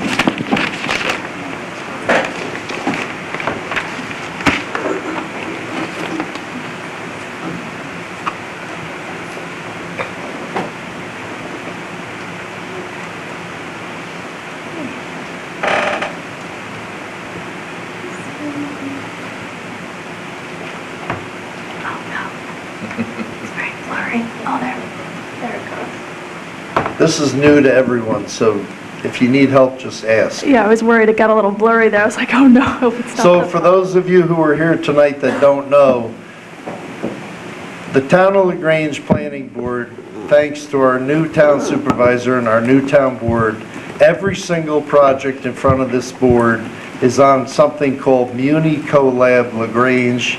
You can find on our website, or you can just search Muni CoLab LaGrange, and every single project in front of this board is on there.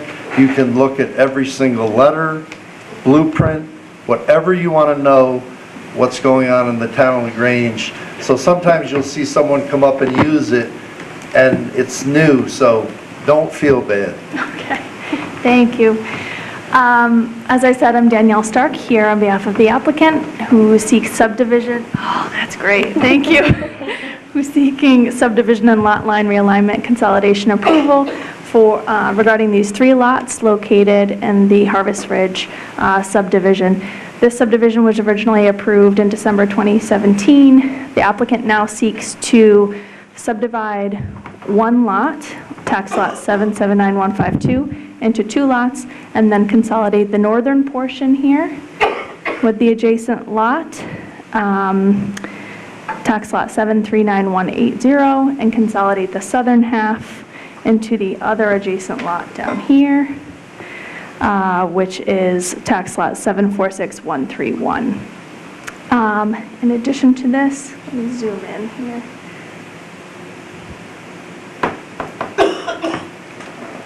There are some existing easements which would need to be revised, which I'm going to zoom in here. There's an existing access easement which will be eliminated as part of this action. Zooming in. So previous access easement here, which would have provided access to this lot, would be eliminated. There's also a snow easement here, which would be revised to just extend and connect these two lots. And then, in addition, there's an existing conservation easement. Let me scroll down here. Here we go. It's kind of difficult to see, but there's an existing conservation easement here, which currently ends at the fence, but we propose as part of this action to extend it, to connect it to the adjacent lot here. So it would connect to the existing conservation easement. So that's all part of that action. There's no proposed changes to the approved septic areas. There are no proposed structures, no proposed ground disturbance, none of that as part of this action. The septic systems and dwellings were previously approved, and we received, bless you, an NYC wetland boundary validation in 2024, which was also submitted as part of this application package. In addition, we submitted the required short EAF form, as well as a species protection plan sheet, and the other required forms as part of this application. So I welcome any questions and comments you may have. Okay, we'll start. Who wants to go first? I'll go first. Okay, John. This one is, as Ms. Stark indicated, relatively simple. This particular lot was not originally part of Harvest Ridge. This was a privately owned lot. The reason that it has an access easement, they couldn't preclude easement access to it. The reason the conservation easement didn't extend across it, Harvest Ridge didn't own it. The reason the snow easement didn't extend across the driveway, Harvest Ridge didn't own it. The current owner, and now it's Nashwater Estates at Harvest Ridge, has purchased the property, and it kind of is a peculiar piece of property. And since the parcels on either side were already designed and developed as part of the subdivision, they're just going to whack this parcel basically in half, for lack of a better way of describing it, to increase the size of the existing lots that were originally part of the subdivision and make them a little more attractive and gain them a lot of protection to the rear. Because what the effect of the conservation easement is, it will never be developed. Unfortunately, there are no provisions in your code for lot line realignments. Follows the same process as a subdivision, and you've run across this before. So the proposal is that there are no new improvements. Everything's going to be developed according to the original filed map. We recommend, as we've done in the past, that the board simplify the process, treating the current submission as a sketch plan, and then combining preliminary and final approval into one action, and the board would be required to hold a preliminary public hearing, and then you would, at that point in time, when you develop your resolution, waive the final public hearing. Under seeker, the granting of individual setback and lot line variances and adjustments is a type 2 action. Subject to confirmation by council, we would recommend that the planning board classify this as a type 2 action. No further environmental review being completed. They did submit a completed short environmental assessment form, and there really were no conditions of concern, since they're not doing any real improvement. Arguably, the plan doesn't fully comply with the requirements of the code for preliminary plat. It's not substantive. I think I would ask that the engineer revisit our code a little bit and just make sure that tighten some things up. But we would recommend that you accept what's been submitted and issue a sketch plan approval when it's appropriate to do so. Unfortunately, there's really no waivers permissible in your code directly, so we try to get things as close as possible. The action does, as we indicated, involve modifications of easements that have already been filed and an extinguishment of an easement that has also been filed. We would recommend that the final form and content of the revised easements and the extinguishing easement be satisfactory to council. The original filed map, depending upon how you read this, Harvest Ridge, for those around, I think it was only Randy was around, they had a subdivision plat, and then they had all these subdivision plans, and the improvements are shown on the subdivision plans. Since we're not going to go through that whole process, I would like to see some additional information put on the plat that's going to be filed. I think the health department will as well, which would be the locations of the approved septic systems, the locations of the approved houses, and the locations of the approved driveway, because the application hasn't been constituted, indicates that there are no changes proposed to those elements. The last one is, I guess, a question for council. There are no lot squares indicated on any of your parcels. I don't know whether there was any lot squares indicated on the original Harvest Ridge subdivision. I don't think they're required, but I don't know how we get around that unless council says it's not necessary. This original may have predated the lot square requirement. Okay. And since there's no changes, and if we get the information contained on there, I have no problem, and I think we can address that. A couple technical things, and in speaking with the engineer for the applicant before the meeting, I think it's the applicant's intent or desire to perhaps schedule a public hearing for next meeting. While I think they need to make some improvements to the code, to the plat for a final, I don't see any impediment, should the board see their way clear, to conducting such a public hearing at your next meeting, if you are inclined to consider it. And that's enough. Very good. Go ahead. Would it also be combined, the preliminary and final? Okay, okay. That would happen after the preliminary public hearing. Okay. So from me, as John already touched base on, even though this is considered a subdivision per your town code, under the terms of seeker, this is a lot line realignment and therefore a type 2 action.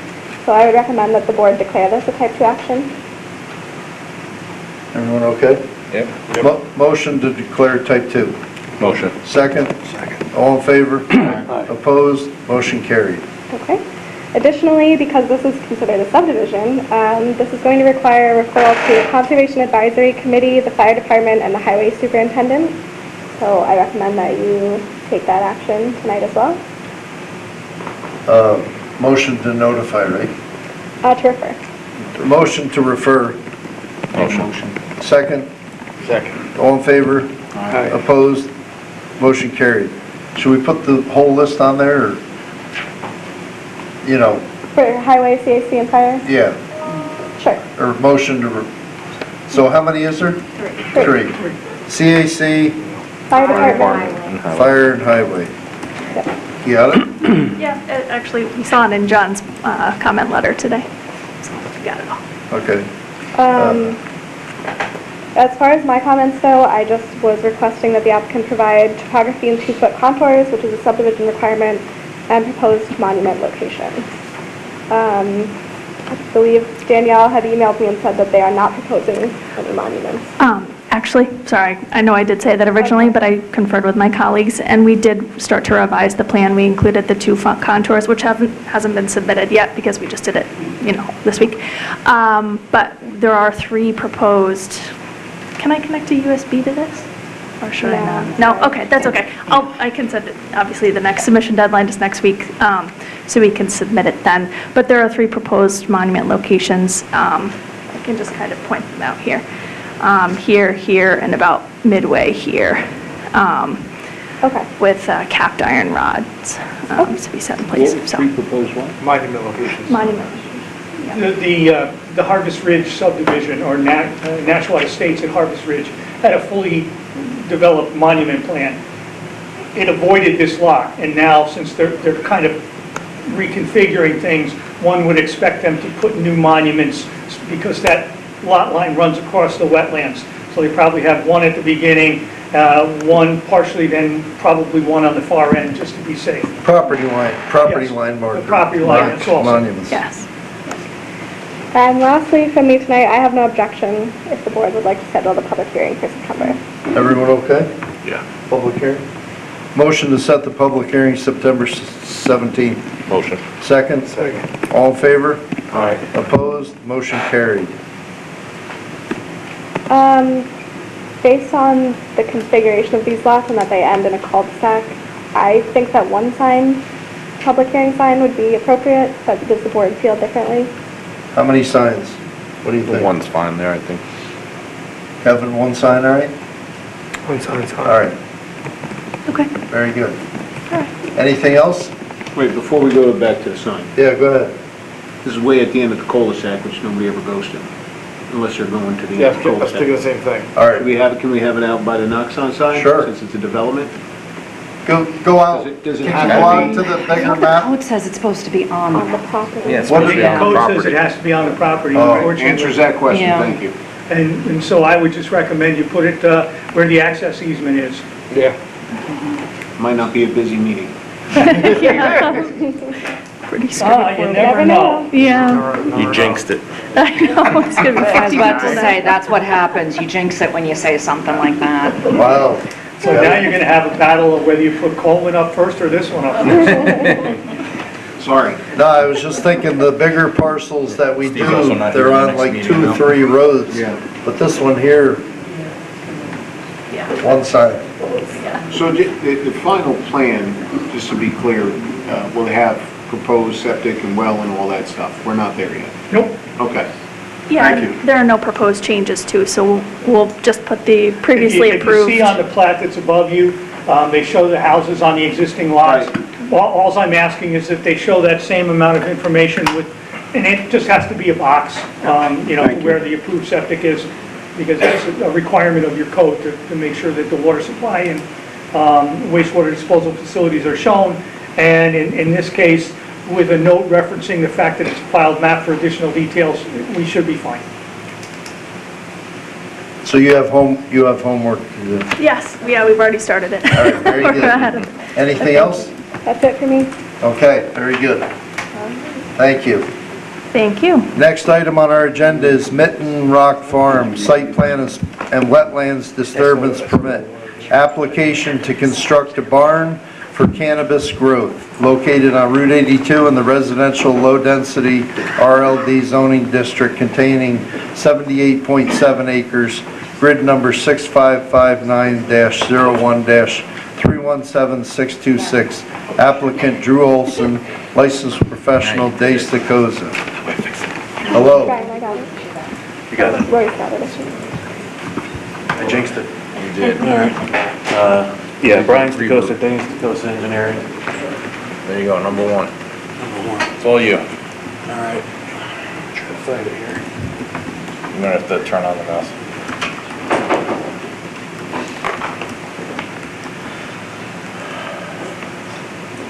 They come under site plan? If you go to files on the right, keep going over, and then that little, one more, to the right. One more. There you go. I'm getting it. That right. We got it? All right.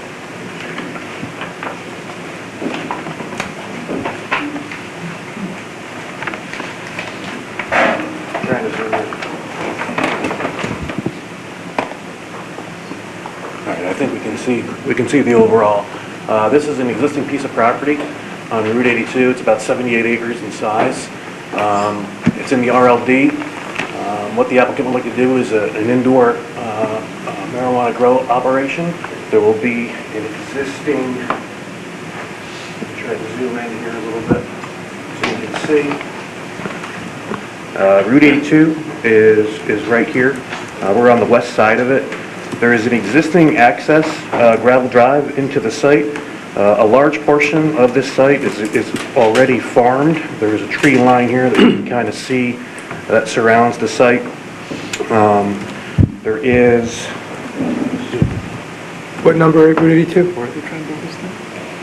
It's right, say address. 1719. 1719, yeah. So this parcel, so everyone knows, is north of ShopRite on Route 82. There's a small little building, sits by itself. I don't know if the boat is still sitting next to it, but there's a small gravel driveway that goes in to the back of this property. Right, so the building, the small building that Randy's referring to is sitting right here on Route 82. And actually, the way it currently sits is the access back to this piece actually goes through that parking lot, our neighboring parking lot. So part of this action is to abandon that encroachment, and we're actually going to be shifting the driveway south into our own property. And in doing that, there will be a wetland encroachment, there will be DEC involvement to correct that action. We've initiated the process with the applicant's biologist, so the wetlands have been flagged. They're in the process of being validated by the New York State DEC. What we wanted to do tonight is just introduce the project to you because it's going to involve a couple different agencies. Obviously, New York State DEC to shift this driveway over and cross this area here. New York State DOT will be involved with the new entrance location. And as we kind of, see if I can zoom in a little bit. As we kind of work our way toward the back, we'll be coming around the existing driveway that we're proposing to widen slightly. We're going to be following the same contours, the same alignment. The action will require a basic SWIP. The intent is to stay under 5 acres of disturbance with this improvement. And let's see if we can kind of come over a little bit. As I kind of work our way over here, again, following that existing driveway, we are proposing a barn. Does the driveway go to anything now? It's just an open field. So this whole area is an open field and it is farmed. So we have a 65 by 150 barn. The intent is not to be open to the public. This is a private entity. We provided a couple of parking spots here. The intent was to try to keep this driveway gravel. Stay close to that microphone. Stay close. You can pull it right up to you if you want. I'm drifting. There you go. There would be a small septic that we would install for a bathroom inside this building, but largely this is permitted under the ag designation. And mainly we wanted to introduce the project to the board and to acknowledge that we will be playing around with the New York State DEC and the New York State DOT as it relates to this entrance. And that's my spiel. Any questions? Who wants to go first? I'll go first. Go ahead. So, the zoning administrator determined that this would be in front of you for a wetlands permit and a targeted site plan review, but the actual target of the site plan review was left ambiguous. So, given that this is an ag use, my comments are limited.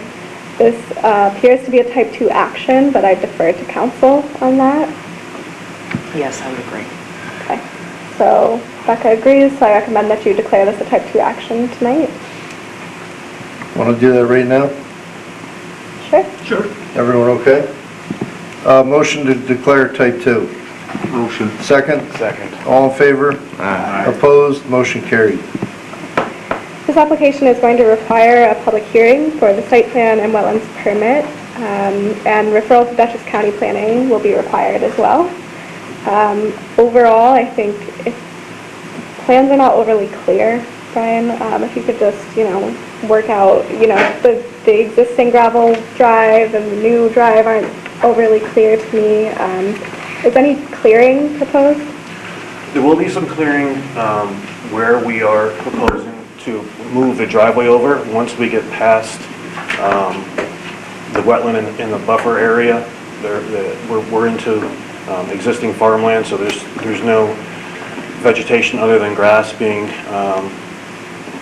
regraded. But through this section here, there will be trees that will be removed. We have scheduled survey to go out there and locate trees of significance. So that will be detailed, and we'll also have additional detail for the entrance that's being relocated. Okay, great. And just for the board, location of significant trees being shown on the plan is a requirement of site plan approval. The board has in the past granted a waiver to show those significant trees only in the area of disturbance where the trees would be potentially removed. So if you're amenable to that, that is, I think, what Brian has set his surveyor to do. This is a large property, so I think it's reasonable to make that accommodation. My only other comment was that the material of the proposed parking area should be labeled. Yes, we will show that. Are there going to be any lights on the barn? Just security lighting from what I understand, so we'll provide you a photometric of that. Thank you. Should we do a motion to notify? To refer to Dutchess County? Yeah. Let's see what John has to say first. All right. Decide. Okay, unfortunately, I'm going to be long-winded and verbose again. That's fine. This is a rather interesting application, and I think because a lot of it hinges on whether it is truly agricultural or not agricultural, and Brian has said a few things that are not clear in his application, so I believe it is important that one of the things we receive is a written narrative describing and detailing how the site will be used. It should specifically address whether or not there will be public access, what the hours of operation would be, and the number of employees and or staff using this facility on a regular basis. There's no clear determination. Having said that, we are also unclear as to the requirement for site plan approval. Farming is a permitted use in the RLD district. The proposed use appears to fit the definition of farming, subject, of course, to getting a detailed narrative. Constructing a barn for indoor cultivation of cannabis appears to be keeping it within the definition of farming. So I think the planning board needs to seek the opinion of council as to what are we getting site plan approval on. The next is it clearly does need a Town of LaGrange wetlands, watercourse, and water body permit, for which a public hearing will be required. As Brian indicated, it does need New York State Department of Transportation approval. Now, they are calling this an agricultural entrance. I'm assuming that is correct, but again, it depends on what the narrative says and how this facility is going to be used. They do need a New York State Department of Environmental Conservation Article 24 freshwater wetlands permit, because not only are they disturbing buffer, they are also, I think, traversing actual portions of the wetland. And so Brian, I think, has proposed mitigation, but again, it's not clear. They will need health department approval for the water supply and the on-site wastewater treatment system. We concur with the town planner that this is a type 2 action. And so far, the project involves an anticipated disturbance of 4 acres. The 4 acres is greater than 1 acre, but less than 5, and it involves an agricultural activity that is primarily related to and provides access to a barn, and therefore is a simple SWIP only, erosion and sediment control. No post-construction stormwater management facilities are required. But having said that, we've broached this issue before. The minute this becomes a public access point, or anybody other than the farmers' people using it, it may trigger the requirements for post-construction stormwater management. I noticed in Brian's submission, they do have facilities set aside, and I suspect DEC is going to require some post-construction management facilities to protect the wetlands. One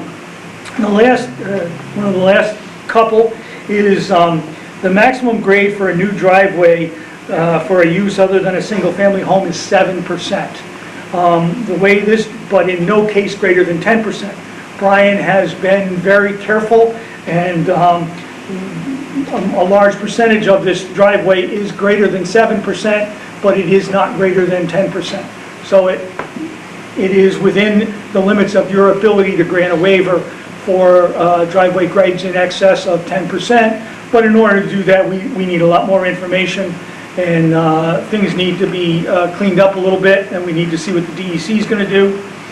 I echo Megan's comments that the plan scale, the line types and weights make it virtually impossible to read, and Brian's trying to convey a lot of information at a very tight scale, and what ends up happening is you can't tell what's going on and who's on first.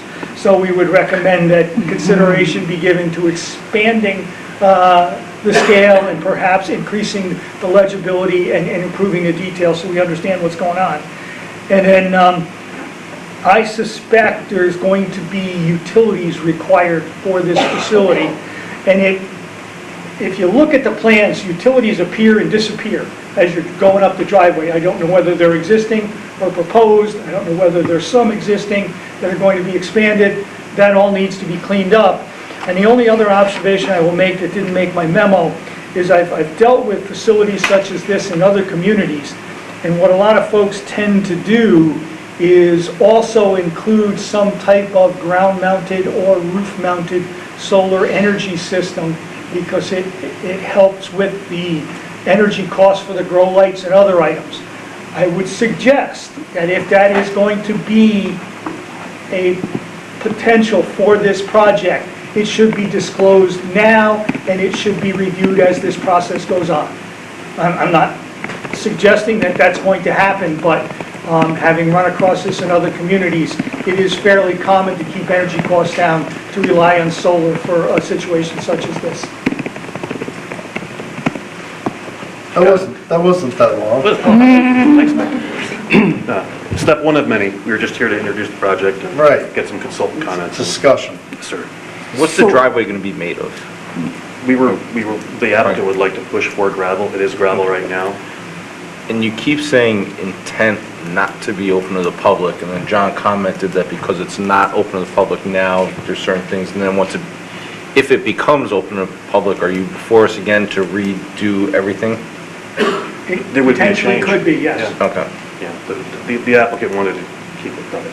Okay. And with respect, there has been some site disturbance on site. It is an active farm, so there is portions where utility trenches have been dug and things like that. So we'll clarify that. Part of what we did is we had the surveyor pick up, ground disturbances that are current. So we'll update accordingly and get you some more information. And what comes first, the building and the existing entrance, or this entrance and then you're going to do the construction? I would assume that we're going to start with the entrance first, because if we're going to be bringing material in, we're going to want to make sure that it's coming. So you're not going to build first and then? No, we're going to take care of the entrance first. We want to remove that encroachment because we don't want to impact our neighbor. He's not going to be able to get a building permit from the building inspector until that entrance is firmed up and usable. Because right now, unless they came through the other half of the farm, there's really no good access up to that point without trespassing on his neighbor's property. John just took one of my questions, but it's okay. There's an existing building there now. I don't see on the plans.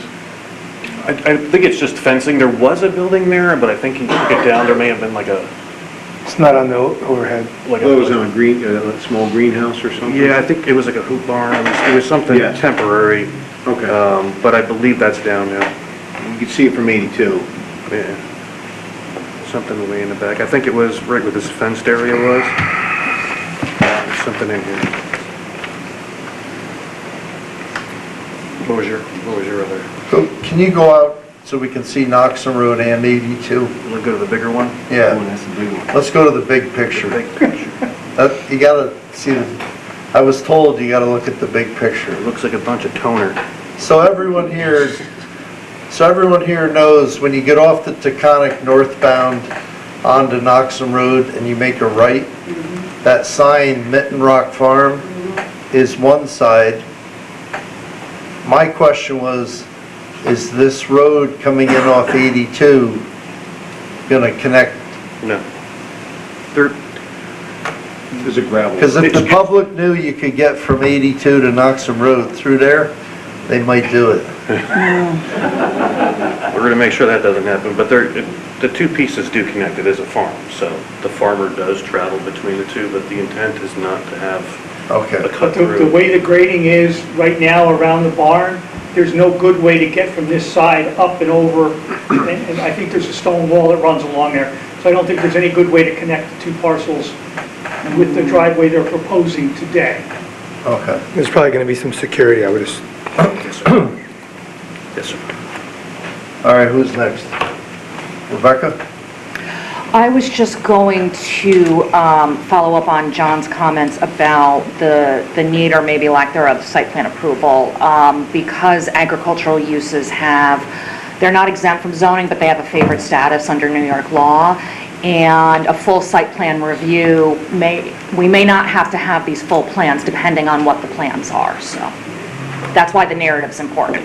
And with most of these agricultural pieces, where you're doing something a little different, it is very key to get the applicant to make a good effort at describing exactly what it is they're proposing to do, because that drives your bus, as Rebecca indicated.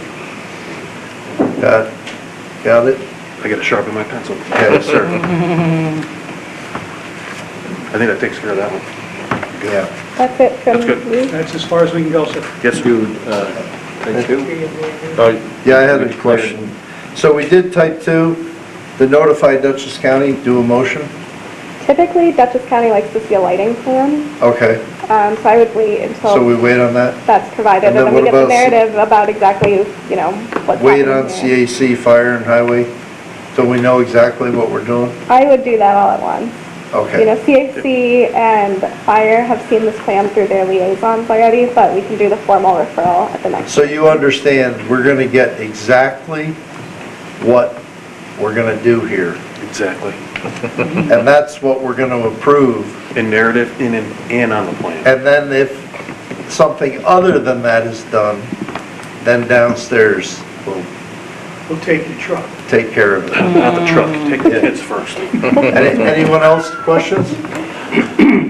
Everyone okay? Brian, any more questions? I'm good, I have my marching orders. All right, very good. Next item on the agenda, Amendola, 1189 Route 55, site plan, residential mixed-use, proposed construction of a three-story residential mixed-use building located at 1189 Route 55 in the Town Center Business TCB zoning district containing 1.19 acres, grid number 6460-02-734905, applicant Joseph Amendola, licensed professional, Dace DeCosa. Hello again. It's me again. You gotta keep reading, I gotta try to find this thing. 15. There we go, 15. Here in front of the board tonight, to give you an update for the project. Last we were here, we were addressing items related to Mr. John Andrews' comments. We were working through some final drainage tweaks. We've submitted to DOT. DOT had some contingent items, mainly related to separating plan details. We have town details with DOT details. They'd like them on separate sheets. As far as any kind of design goes, they were acceptable. They were accepted our proposal. The biggest thing we were waiting on was Board of Health approval. We have secured that Board of Health approval. We forwarded those documents to John and Megan for review. So we're here tonight for conditional final approval on the project. So, you want me to go first? Hit me with You're it. the boss, go right ahead. All right, so I read something that the incompleteness of the bats and turtles. Right, so this project has health department approval. They've gone through our design, our flow confirmation. As part of this, since we're discharging more than 1,000 gallons per day in the ground with the septic system, we need a permit from the DEC. Health department's done the legwork. They basically issue a letter stating that they agree with what we're proposing. We send it over to DEC. They're under review. We're in town center, so we're in the area of landings, turtles, and bats. With this site, I want to say we're 95% disturbed, so we're redeveloping the parcel. We have two existing entrances. We have a parking lot. We have a restaurant that worked for a number of years. We have a septic system that was installed. We also have access that serves 3 residential homes behind us that comes through our site. So there's been a lot of development on this site. If we take down one tree, I would be surprised, and it's not going to be 8 inches or greater or a potential roosting tree. If there is an issue with the bat, we typically put the note on the plan that covers that you can only clear or disturb trees during the winter and the fall periods. So that's typically what we do for an Indiana the bat issue. Specific to the turtles, again, we don't have any wetlands on our site. From what I understand, they're behind the school in the back. We happen to be in the radius that the turtles could be in. I talked to our biologist. And the DEC actually recommends that we just update our habitat assessment document and send it off to them. So we will do that.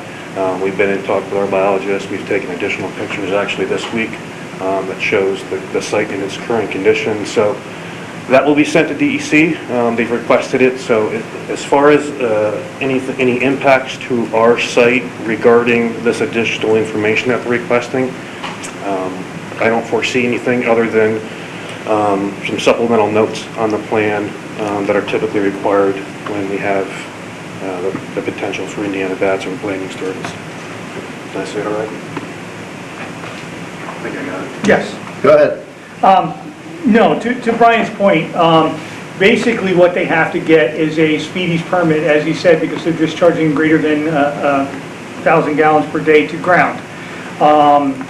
And in this case, they're not getting an individual permit, they're seeking coverage under the general speedies permit. It's very similar to stormwater. So the fact that basically they can't be denied a permit, they just have to check all the boxes. So and as a condition, they have to demonstrate compliance to DEC and get their permit. So a hurdle of an incomplete application is not considered significant. And I think we even covered it in our environmental review of this. This site is, and anybody that's been out there has been so disturbed, I would highly doubt it qualifies as turtle habitat. And again, while it was kind of came from left field, it's not a big deal and does not impair their ability to get final approval. It's kind of similar to DOT. Go ahead. So I'll just add on to this, just as a kind of reminder of how we got in here on this project. You have reviewed the EAF Part 1, you've adopted a Part 2, a Part 3, and a negative declaration of impact around this time last year. The public hearing was opened and closed. There were comments from the public, which the applicant has addressed. We have drafted up for you tonight a resolution of conditional final site plan approval. And I'll just note that one of the very last conditions here is that any changes or modifications, which are determined by the project sponsor as necessary during the course of construction, must be reviewed and approved by the planning board. So if there is anything that the DEC comes back with that would change this site plan in any meaningful way, Brian will be back in front of you to go over that change. And the same applies to DOT, because DOT has not issued their final permit yet either. But it's reached the point where they're considering issuance, but you never know with that department what they're going to pop with. And they are covered in the conditions that need to be satisfied.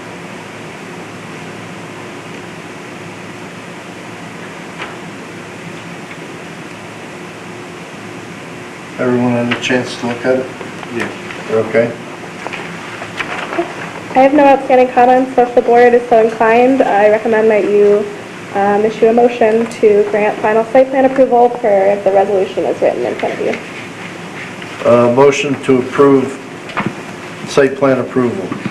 Motion. Second? Second. All in favor? Aye. Opposed? Motion carried. All right, I appreciate it, guys. Thank you. Yeah. Anything else? He's the next application too. What's that? He's up here for the next application. That's it for this one? Tapping out on this one. Amy's got this one. Oh, okay. All right. So Brian's done for the night. Oh, yeah. Next item on the agenda, 8 Patrick Lane Site Plan Special Use Permit. Application to develop a 3-story, 18-unit multifamily building located at 8 Patrick Lane in the Manchester Gateway Hamlet MGH zoning district containing .6 acres, grid number 6261-04-83337. Applicant John Page, licensed professional, Dace DeCosa. Hello, Amy. How are you? Good, how are you? I'm good. So this project, You have to go to Files up towards the top, underneath Share, then Files, right down. Down, you were just on it. Nope. Hang on, leave it. I got it. thanks. Oh, I see it. Now I got it. There you go.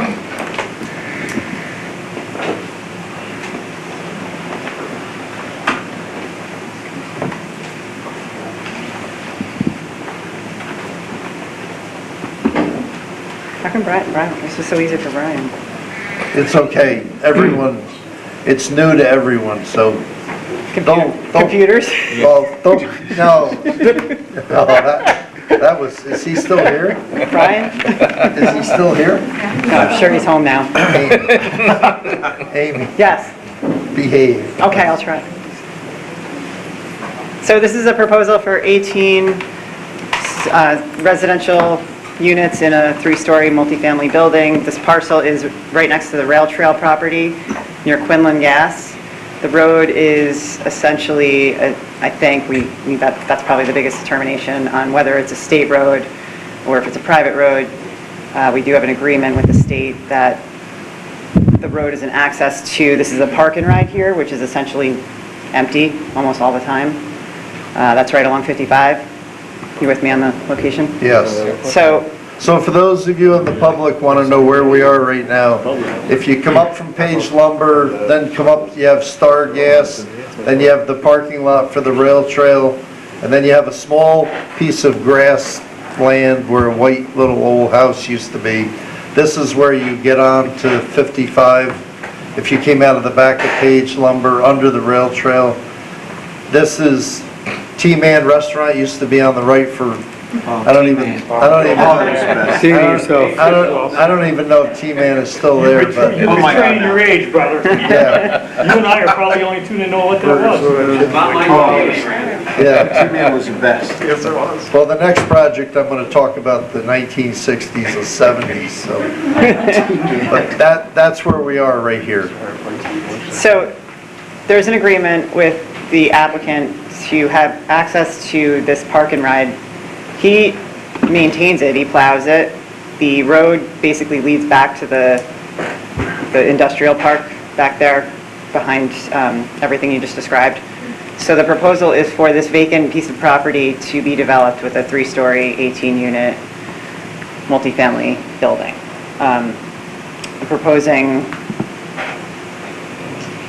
4 ADA parking spaces behind it, and then the rest of the required 23 spaces would be in the park and ride property, which again is rarely occupied with any cars. So it's going to require a number of variances for density, and then whatever the determination is with the DOT. So I submitted this partially developed site plan because I know it's going to need to be referred to the zoning board, and I don't know how that's going to go. Well, we're going to begin tonight. So who wants to go first? So for a rare occasion, I'm going to start. Okay. Patrick Lane, I did a little digging in the filed maps.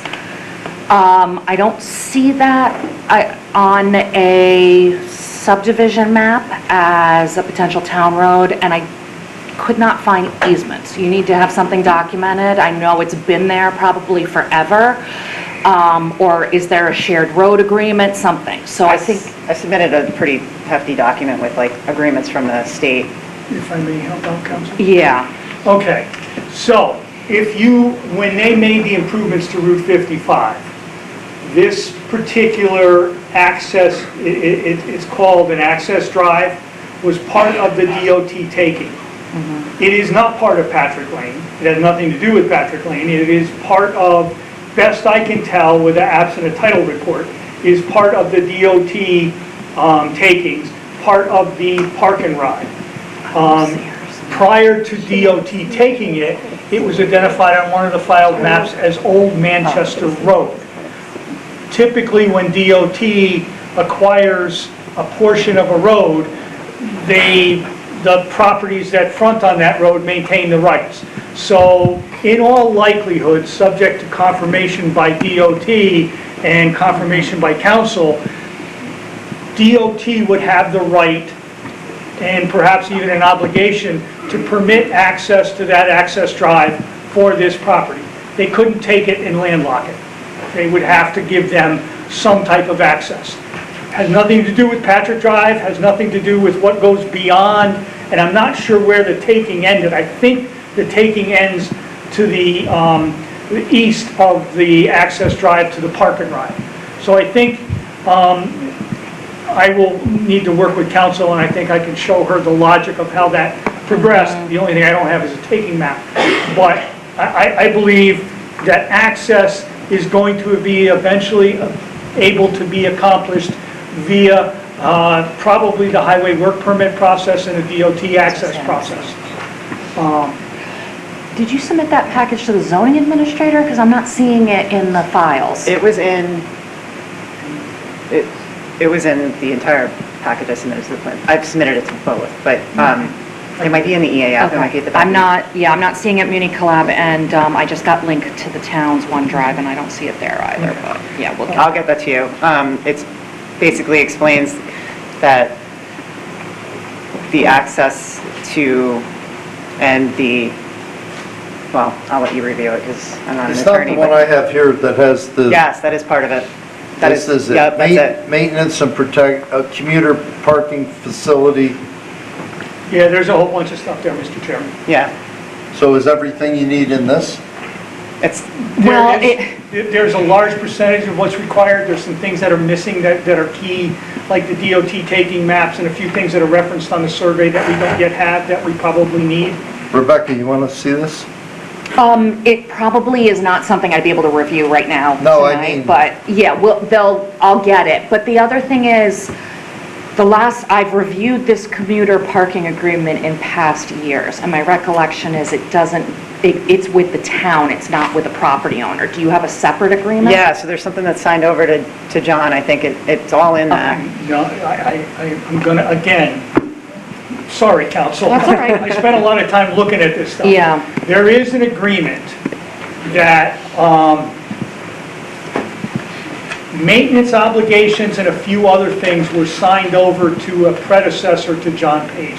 I don't remember what the exact name, Barrow Property Management or something. I think it was whoever owns the strip mall of the... And then it So got... this one has 1997. But it's the got original 20. agreement, and if you look at all the documentation, what it basically says is DOT is going to create this, the town's going to be responsible for it, and the town says, hey, we're not going to spend any taxpayer monies, we're going to get the people next door who reside to take care of it. But at no point in time does title leave, I don't believe title leaves the state of New York, and I believe that the maintenance obligations may lie with the Pages, but not ownership. I think ownership resides still with the state, and the town has an obligation to see that it is used in accordance with the original grants and permits. Now, again, I'm not an attorney, I'm just a dumb engineer, so I'm just kind of reciting what I said. I'm not an attorney either, so. And there is actually some phraseology in one of the agreements that basically, it's the agreement between DOT and the town, I think, which it sits above the maintenance agreement, which basically says that parking spaces shall be made available to the public on a fair and equitable basis without discrimination by reason of residence or vehicle registration. The language seems to suggest that no one can allocate those parking spaces to a specific property or person. They have to be made available to the public. Now, the documents are older documents, and I, again, would defer to council, but I think it's pretty clear that this whole issue is muddy.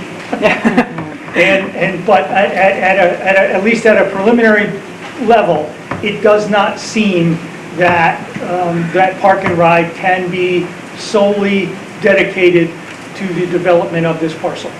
But again, that's subject to the opinion of council. So I've also reached out to the DOT, I haven't heard back from them yet to get their opinion and feelings on this.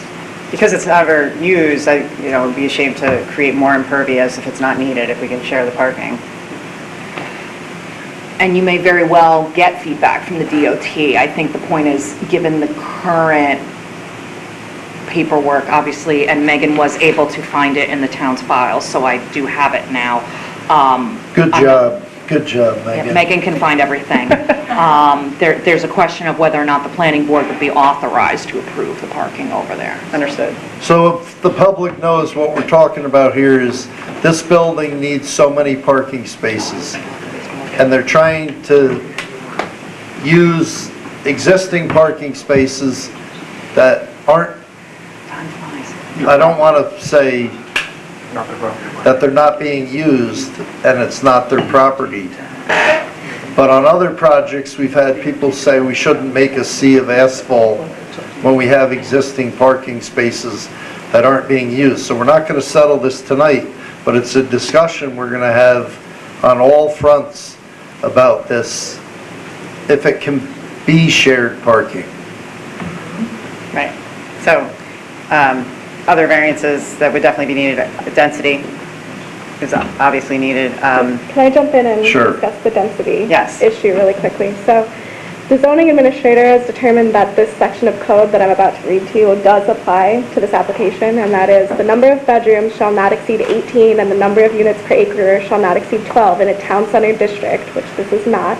So skipping forward, if it is not in the TCB, it is one dwelling unit per 40,000 square feet is required. This site is not even 40,000 square feet. So they would need a variance for all 18 proposed dwelling units. So we defer to council, but that, when we're talking about the density variance, that is the requirement that the zoning administrator has determined. So we're going to work on that one too. Sure. Let's keep going. What's next? So just to go back to parking really quick, just to kind of contextualize this, 27 parking spaces are required for this use, and the applicant is proposing to have 4 on their site and utilize the DOT park and ride for the remaining 23. Just some, general comments. I think we really need to lean on council before we dig too deep into this, but this is in the Gateway Hamlet, so those architectural standards will need to be met, and we'll need elevations, lighting plans, landscaping plan, etc. Let's see. Gateway, we can't have 3 stories, can we? I'm sorry? Gateway is not allowed 3 stories. Gateway is allowed 3 Oh, stories. it's 3, okay. We need, again, council to weigh in on the front yard and side yard setbacks and what type of road this fronts on and the access. One question that I had Amy maybe to just consider is, it seems that these parcels are in pretty common ownership, so Yeah. I'm wondering if instead of creating a new driveway, you could come off of the Patrick Lane that runs north to south into the site and allow for more green space. I don't think that would be a problem. Okay, something to consider. And, just generally, I think the plans need to be developed. Obviously, you're waiting on Yeah. bigger answers before you dive into that work. Yeah, I have, It may be helpful, and I don't know whether your applicant has considered it or not, but it would be very helpful to council if they could authorize a title report. Oh, yeah. I was just going to say So, that. if you could get us a title report, that would certainly help council. Okay. And help your position. It might even hurt your position, but I'm sorry. It also probably would be more cost efficient for you to have a title searcher do it than me trying to piece it together. Okay. That's okay, we don't have to do anything. No, that was going to be my next point, yeah.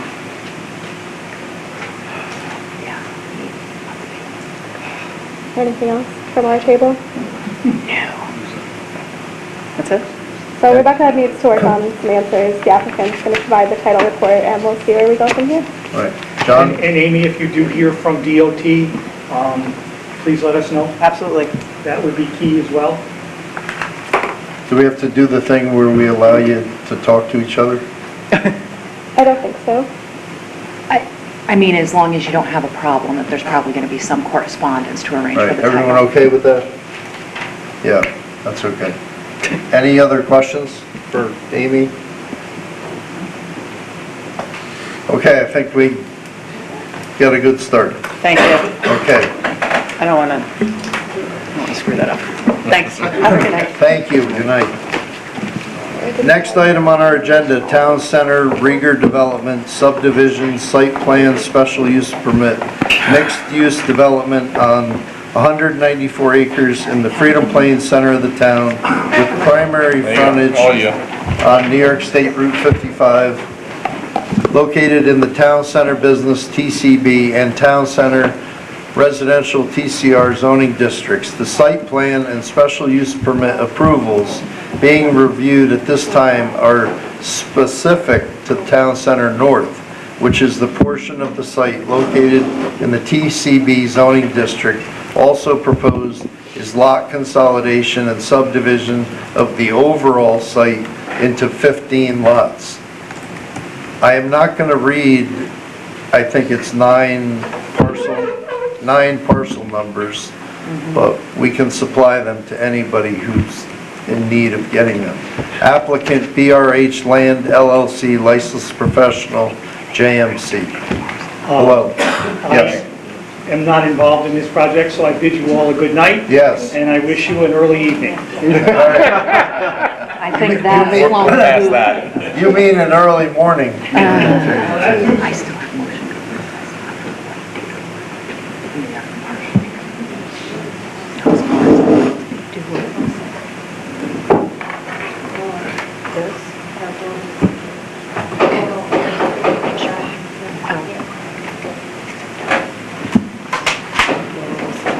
Okay, sorry. Some technical complications. Thank you. Kelly Leibolt with KARC Planning Consultants, representing the applicant. I think we're last but not least here. If you recall, Mr. Chairman, we were last before this board in June, and we talked about a number of different items. We are trying to get to some housekeeping items towards the end of this project. So tonight, I have a limited amount of things that I just wanted to review with the board as we continue to try to whittle down the remaining items for this project. Just for purposes of the public, so that they can see where we are. This is the Town Center, LaGrange Town Center project. This is 197 acres for the entire holdings, but this project is broken into two sections. There's the TCB, which is the business portion of the project, and the TCR, which is the residential portion of the project. Tonight, we're before you for the TCB portion of the project, and that area is 63 acres. And just as a reminder for the public, I know the board is aware of this, of that 63 acres, about 58% of the land is going to be open space in this project that we're discussing with you, and will be held in a conservation easement. So on this drawing, this is the area that is TCB, and I'm going to go to another screen that blows that site plan up so that you can see it a little bit better. So this is that blown up area, which is the site plan. This is Route 55, and this is our site plan that we are discussing before the board.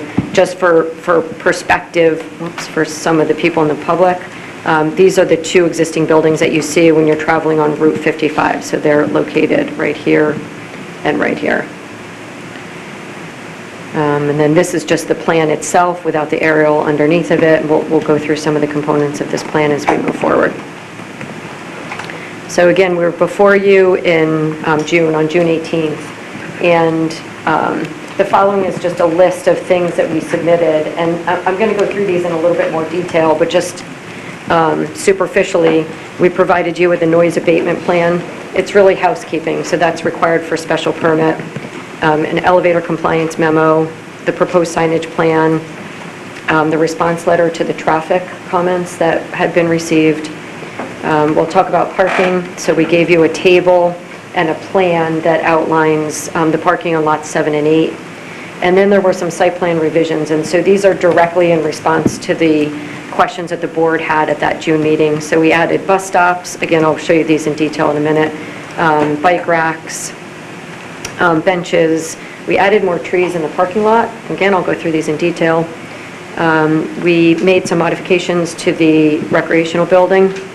And then from an architectural standpoint, at the last meeting, we did go over renderings, and so the board had some questions regarding additional landscaping about near the drive-throughs, particularly Building 1, which is the first building as you're coming down the hill on 55 if you're traveling east. So it's the first building that you see.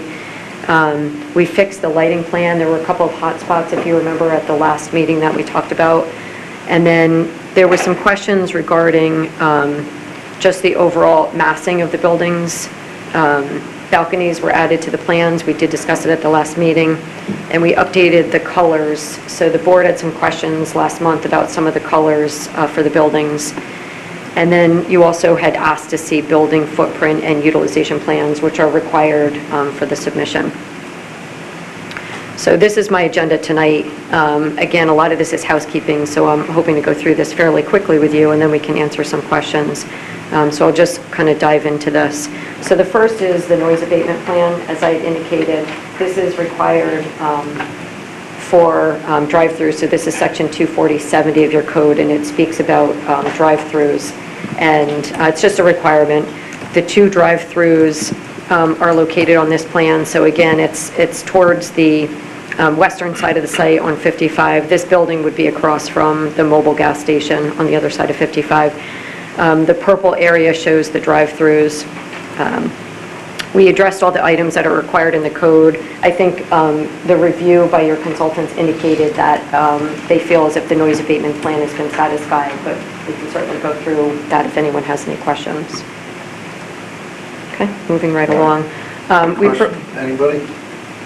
We provided a memo from the architect regarding the elevators. So the elevators has been kind of a discussion back and forth. We hear this is discussed quite a bit, and we thought, let's just put this issue to bed.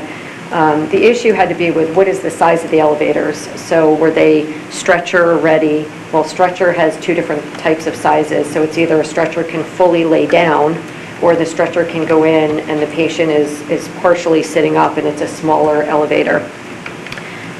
We're not required to provide the lay-down sized elevators, but we're providing them. So every building that has the elevator will be lay down, or sorry, it's called lay flat.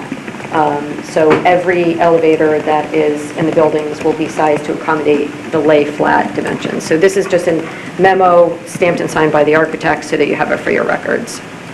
Any questions on that? Okay. The next thing that we provided you was a signage plan. And just to kind of take one step back, we did provide you with a full signage package that speaks to monument signs, wall signs, wayfinding signs. Wayfinding signs are street signs or just directional signs. And then wall signs. So what are the signs going to look like on the walls? In most applications that come before you, it's usually a single tenant building, and you can show exactly where the sign is going to go and exactly what the sign looks like. But remember that this is a mixed-use project, so there's many different uses in this town center.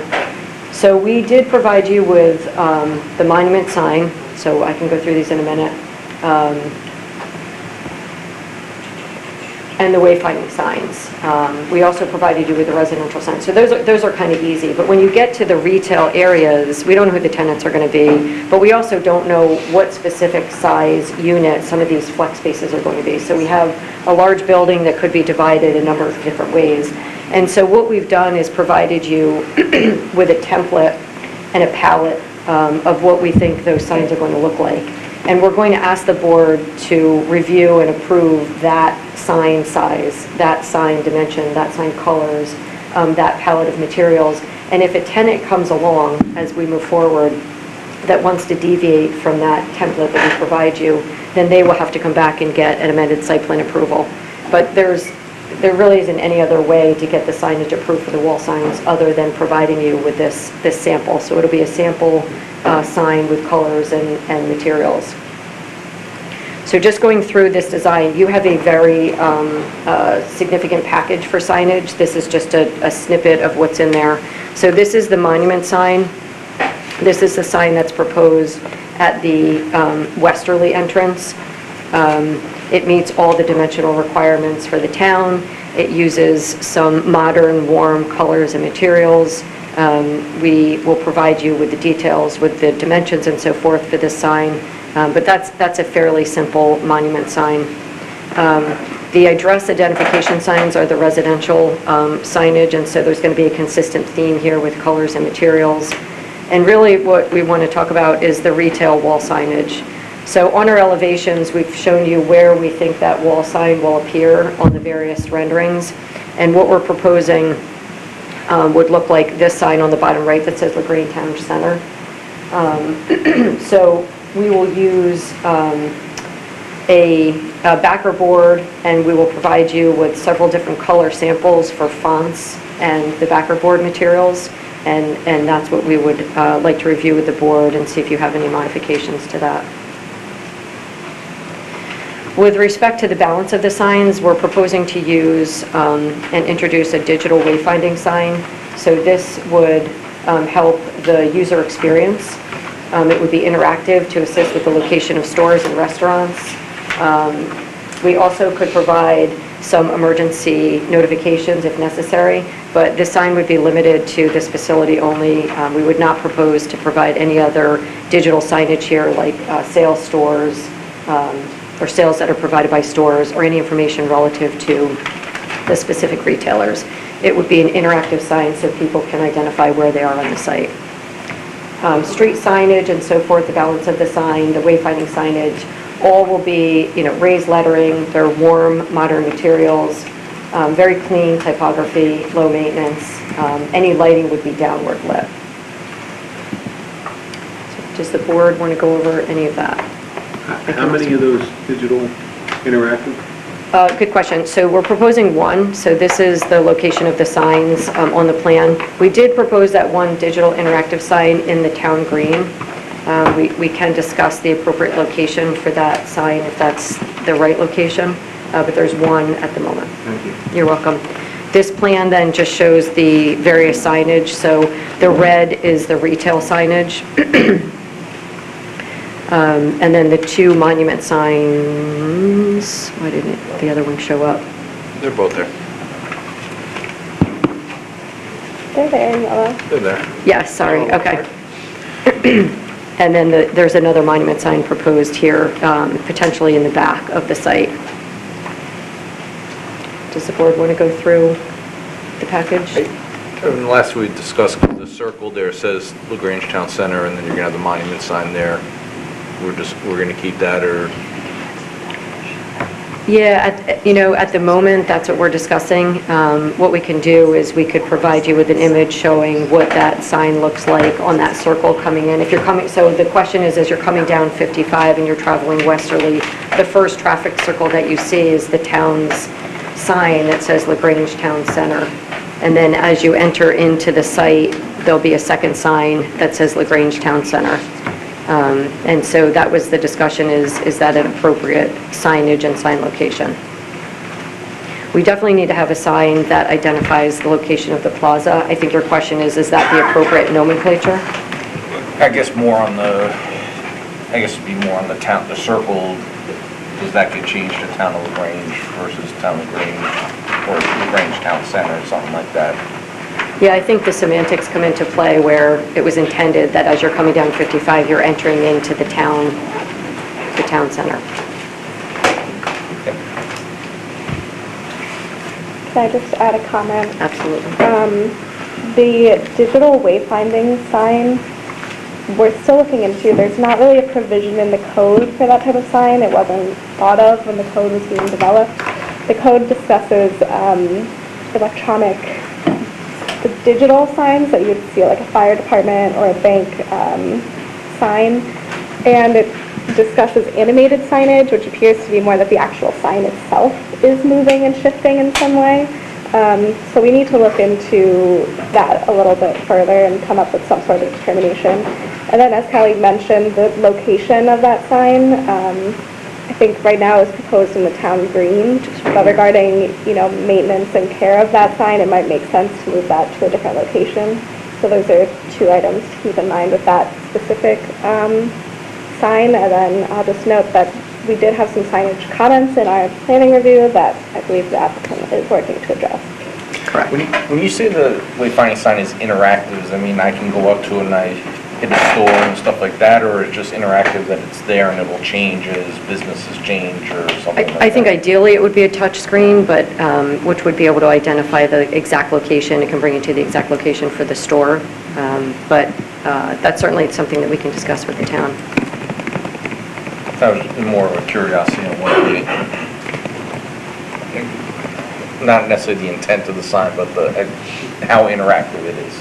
It really, it's not necessarily intended to just provide directions for the retail area, but just to give someone perspective of other buildings on the site so that they can identify where they are. Okay. Any other questions on signage? No. Okay, some additional things that the board, sorry, the way that this shows up on the screen, some additional things that the board, so this is, we're kind of getting to housekeeping items.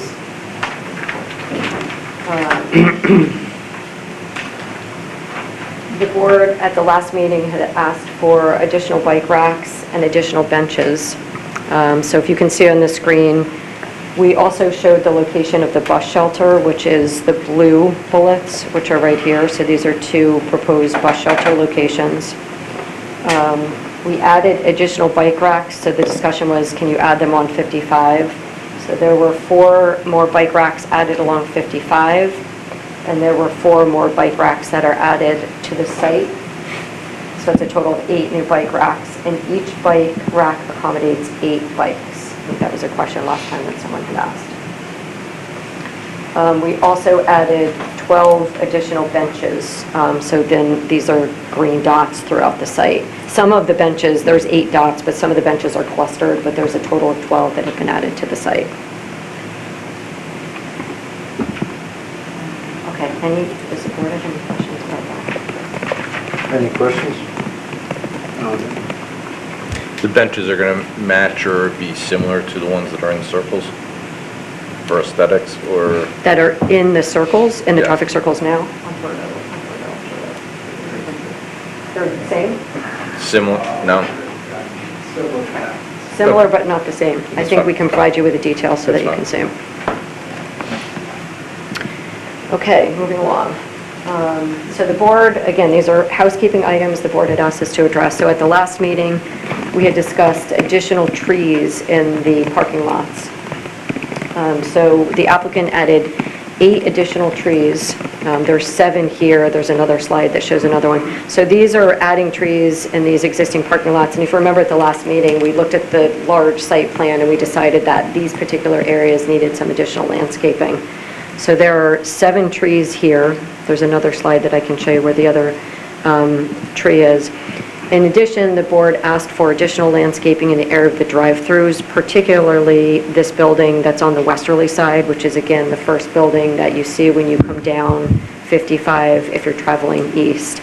And so there's been an extensive amount of landscaping that's been added here, and the intent was to try to screen this drive-through. Total number of trees added? 8. Okay. And this is the other tree that was added. Right here. So this is the existing building. And that puts the total up to what, 120 or 32? Sounds good to me. I don't know what that number is. I think it was 120. We can find out what that is. It's okay. Okay.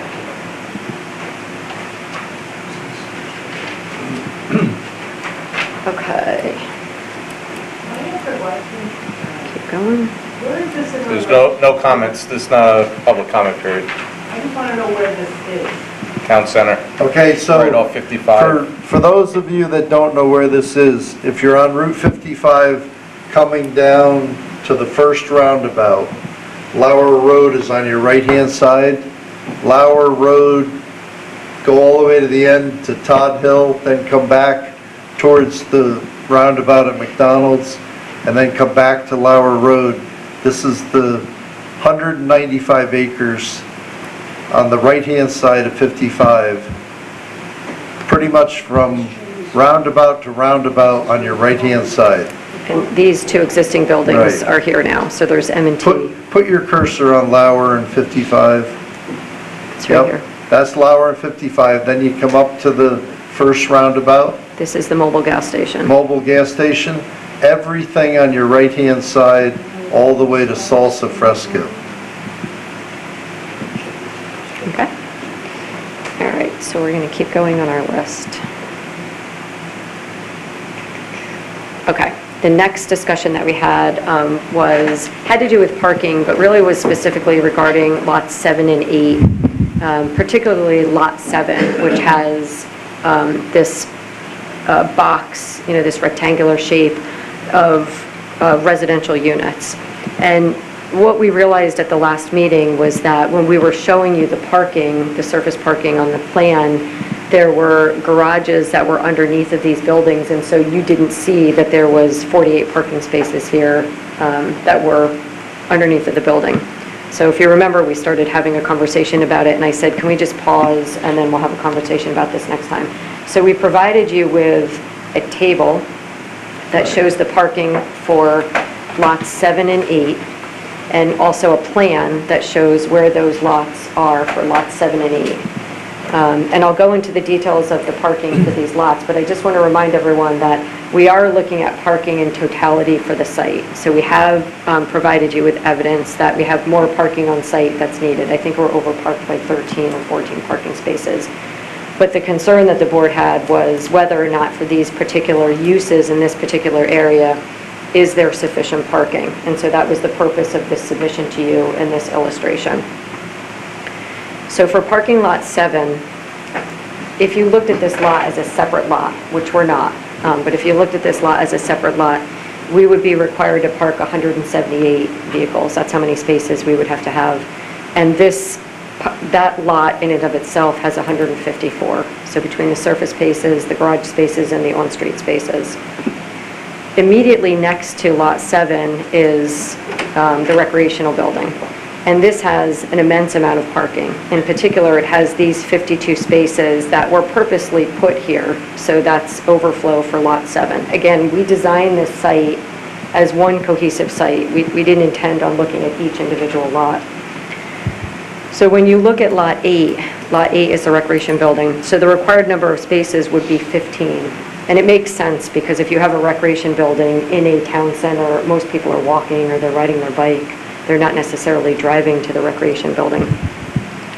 We provided 67 parking spaces, again, on this lot, but we're not looking at the lots individually. You say that people should walk or will walk to the recreation center, yet people will sit and wait at the front door of the gym in their car for the first available parking spot closest to the door to park, because they don't want to park 5 spots away because they have to walk to the gym. Or we can't fix that. Yeah. Because there's, they could park 5 places closer. Yeah, we can't fix that. So for that particular lot. Actually, Rebecca said we're not allowed to comment on that, right? Okay, we're not going to comment.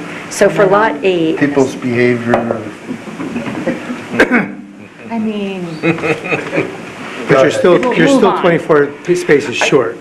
No, we're over. No, if you want to, say you're in Lot 7? lots, Yeah. and you come home late at night, Yeah. and there's no parking spaces. Yeah. You got to park over there with the other 52 spaces. Yes.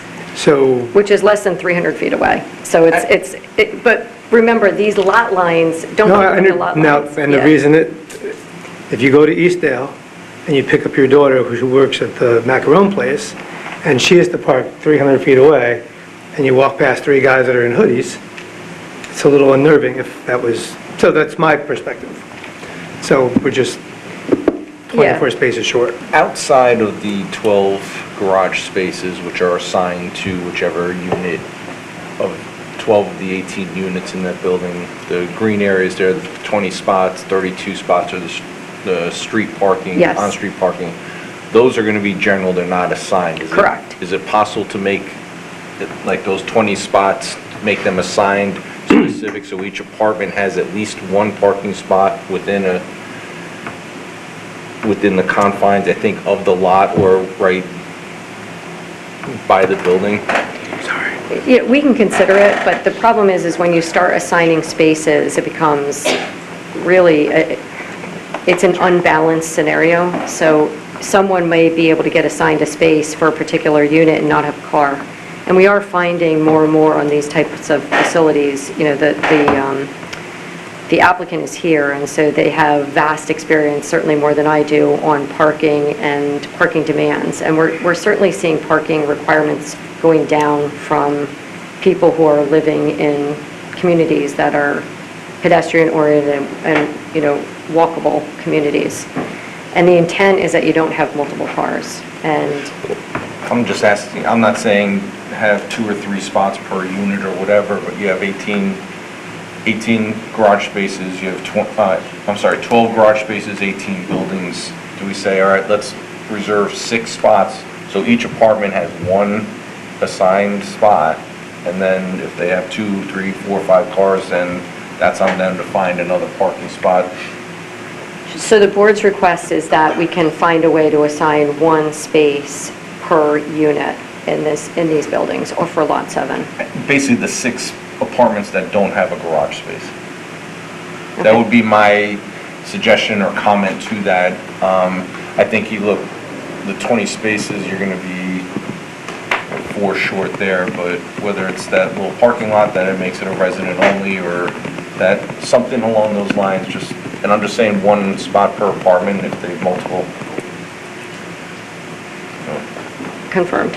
Okay, that's fine, then we can agree to do that. So I just want to jump in for a minute. Should I talk about the post-development parking study now, or wait? Whenever you'd like. Okay, so we might as well get this over with right now. A while ago, I had talked to Greg Molnar about, yeah, I'm putting him on the carpet right now. So I had this thought, and other people have shared it, that as this thing gets built, I personally believe this is not going to be built at the speed of Eastdale. That's my opinion. I could be wrong. But I had this idea that as this is built, and like Kevin and Roy, all of us are concerned about the end of this in the back. If you had built half or 3/4 of this, and then people said, what is it, 1,016 parking spaces? If it ended up being not enough, if we, every quarter, just like a football game, when 25% of this is built, we're gonna do a post-development parking study. Now, it's funny because I talked to Megan about it this week when we had our pre-meeting, and she can be funny at times, you know, she's like, John, Greg's an engineer, I'm the planner, you should have asked me. I would agree with that. So that's on me. But I asked the question, you know, I asked the question because this is on all of our minds. We have people who say this is a sea of asphalt. We have letters from people, there's too much parking. We have letters, there's not enough parking. So I had an idea, can we, or would you be agreeable that this is reviewed as this is built? Yeah, let us create what the scope is for what we think that is and the timing of it based on the sequence of construction.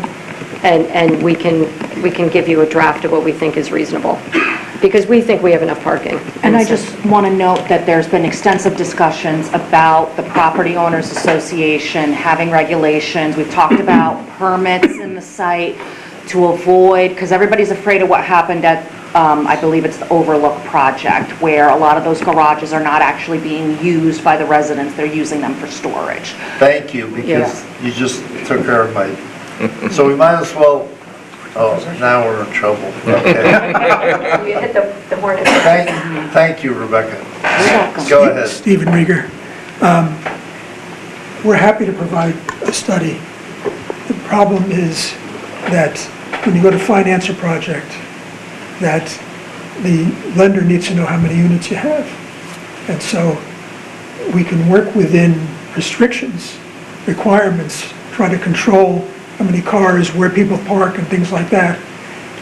The project will not get built overnight, and we'll have tenants, and we'll react as far as requirements for designating spaces and things like that. It's in our interest, it's in the town's interest, and it's in the tenant's interest. However, limiting the number of units based upon a parking study in the future is going to make the lenders not finance those units. And so we need to get an overall site development loan and a construction loan. And so the conditions are going to have, the drafting of the requirements of this traffic study is going to have to be very carefully done so that we don't mess up our financing. You follow what I'm saying? But we can do it. We can certainly work. We completely agree with you that we want our tenants to have convenient parking that's safe. Right. And so that's a common goal. And if using Roy's suggestion of dedicating some spaces to those buildings accomplishes that, we're all in favor of that too. The only problem I have is anything that's going to make it more difficult to obtain construction financing. We're not here to give you a hard time. I know. We're trying to work through this. But the project that was brought up is LaGrange Farms. We approved the project. Not enough parking. They came back. We allowed additional parking to be built, which begins to reduce your green space. Then they came back again, so we went back to LaGrange Farms. And me personally, I went there on weeknights, I went there on the weekend. There is people running online businesses out of their garage. Those garages are not being used for vehicles that we're counting in the traffic study. And we've committed to you that we will prohibit the use of garages for anything other than parking a car. Right. And that's going to be part of our lease. And different, one advantage we have is size. Since we have a larger project, we're going to have more on-site staff who can monitor these things. And I'm not saying it's going to be a simple process. As the project gets built out, we'll learn and we'll do what we have to control it. Right. And when we make that commitment to you, and we're happy to work with you post-development to see that that's done. Right. But to Rebecca's point, I have the POA on here. So when we draft that POA, we're going to cover some ground where we've had problems. Absolutely, we're looking forward to that. And Okay. I think what we can start to do is identify what those things are that you want in the POA so that they can start to become these conditions of approval as we move forward. So it would be great if we start to accumulate what that list is. So do you need permission to, or That permission, I think, was given in the past, given the size and scope of this project, so we don't need further action. Okay. The other issue you might have, Randy, is not just running a business out of your garage, but a lot of people have vehicles that aren't going to fit in garages. Right. Like, my car fits in a garage great, my truck, you're not getting into a normal garage. Well, what I saw was the garage is used for storage, and now this vehicle is taking a spot out on site. The whole thing ended up not enough parking initially, then we granted additional parking, then they came back again, and we pretty much did not agree to reduce the green space anymore. So, Well, Randy, There's theoretically, there is enough parking. I just don't think the parking is in the right place. Oh, Old Lewis. I just don't want little girls walking in the dark to their house. That's kind of my, Well, we can go over the lighting plan too, but And that's where I kind of say, if every apartment has at least one spot, then you know what? The spot True. in that parking lot is The my 17-year-old daughter can coming, park in that spot close and to I the will apartment, park. right? theoretically, yep. I'm just saying that it seems like it's great to have parking way over here, but we need it over here. And now's the time to get this right, correct?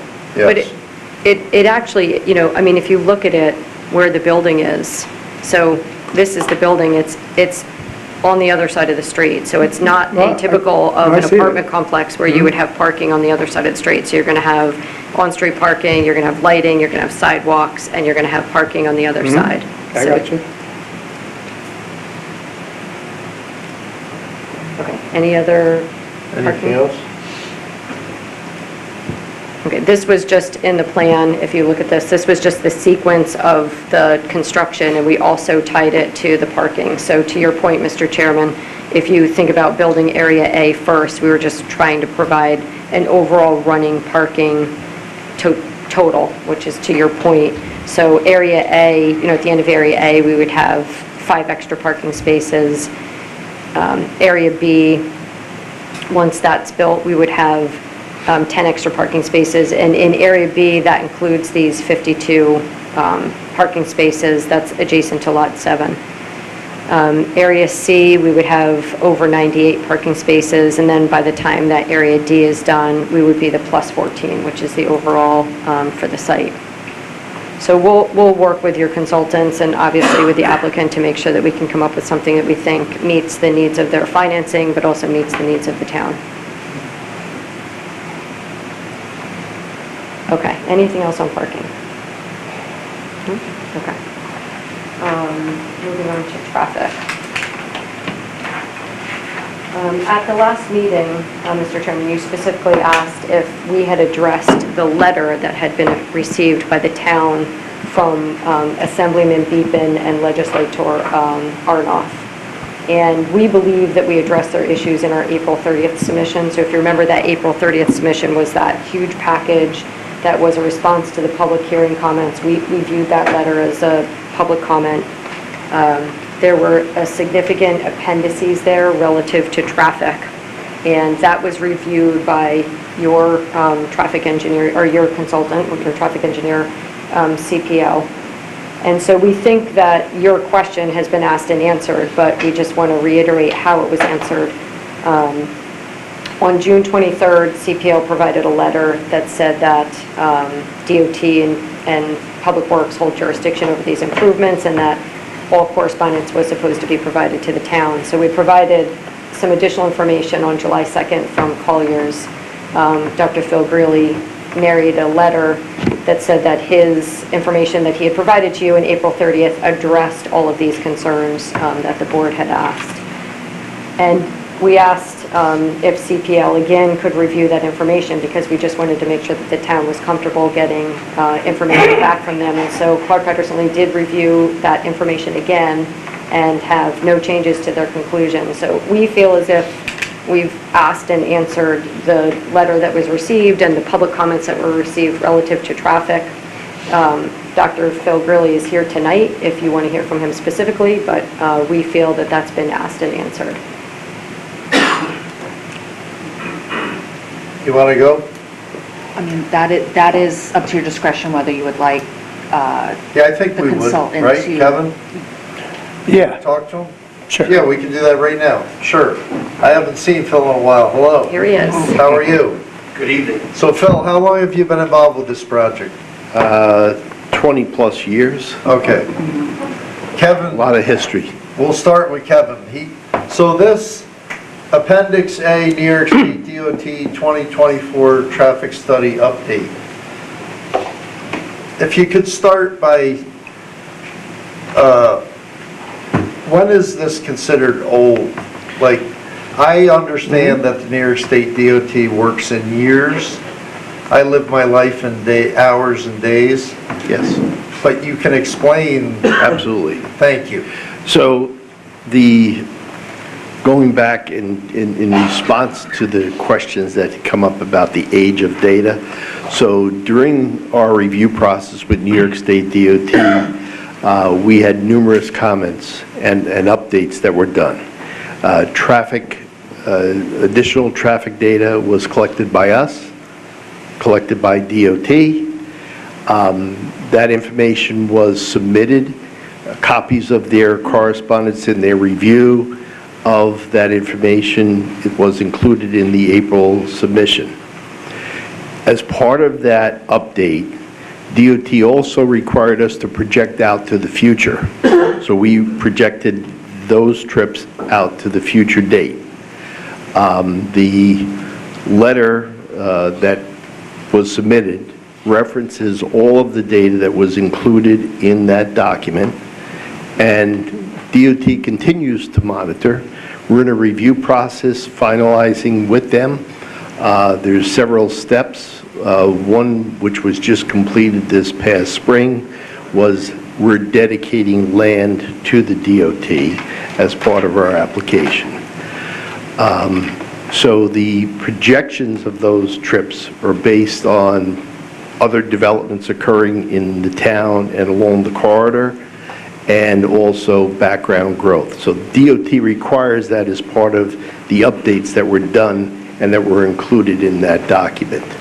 So we are, not only more recent data than the original studies, but we've projected out to a future occupancy date. And that's all included in that correspondence. Also, as part of their review, they asked us to identify, not necessarily for our project, but what other improvements could be done. For example, I'll use the intersection of Lauer Road. DOT asked us to look at what improvements could be done at that intersection as traffic grows, and we had to prepare plans to indicate how turning lanes could be put in, etc. So that information is all included in that document and the correspondence from DOT. In addition, as part of the review, Dutchess County is also involved as part of the review. And they have reviewed and found that from the TCB development, they were fine.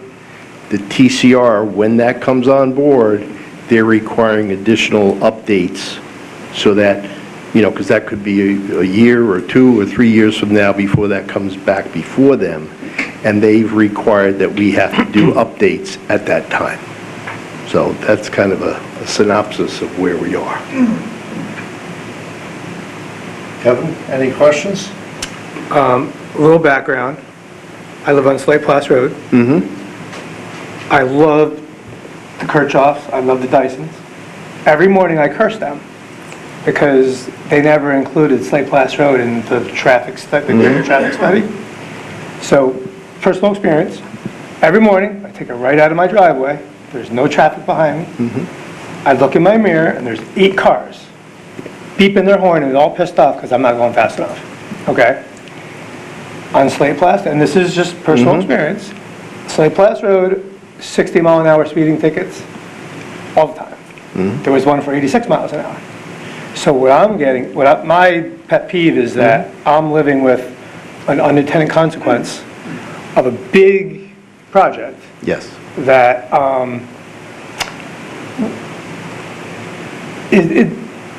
I drive a tractor on Slate Place Road all the time. I piss people off. I get the finger all the time because there are people that are, using the bypass. Yes. So as another example, my wife likes to run through Slate Farm as a cutoff. Well, there's a lot of people that do that now. When we do this, there's going to be a lot more people doing that. So if you're going to look at the county, and you're going to say, look, you look at Route 44 in Pleasant Valley, the bridge is a bottleneck. There's lights. There's a problem. Pretty much all day long, for the most part, but definitely during morning and afternoon. My impression is that all these studies are great, but they're a snapshot in time. So Millbrook, for its good and bad, put in the Sharon bypass. Pleasant Valley should have put in the Chatham bypass, because they've got no place to go. Salt Point Turnpike. Understood. Creek Road. So we've only got one chance to get this right, as with a lot of other things. Yes. Right now, and I think a lot of people would agree, Route 55 is a disaster. Understood. A disaster, okay? So we can do all these traffic studies, but you can't tell me that this isn't going to affect it. So just, Oh, no, I have another couple questions, though. okay, but I So, want like, to in answer that. the traffic study, it says that we're going to widen Lauer Road. We're going to widen Bushwick Road. What we should be doing is worrying about the intersection at Titusville, Bushwick, 55. And I understand it's a town, a state, and a county road. Right. Disaster. And I don't think I'm even overstating it.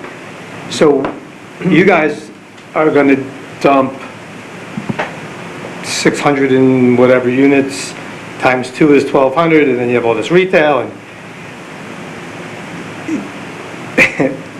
you guys are creating a bottleneck that is unavoidable. And when the state thought it was a good idea to do one lane each way and have roundabouts, they made a mistake without some alternative around this bottleneck. Because at Page Lumber, 7 lanes with turning lanes, all right? So in 50 years, we're going to need to, theoretically, I would assume, have to extend that, all right? So when we go to extend that, you guys are building apartments and retail, a sidewalk and some couple trees, and then you got the retail, and then you've got apartments, and then you got retail, and then you've got the roundabout, then you've got the building in front of Salsa Fresca.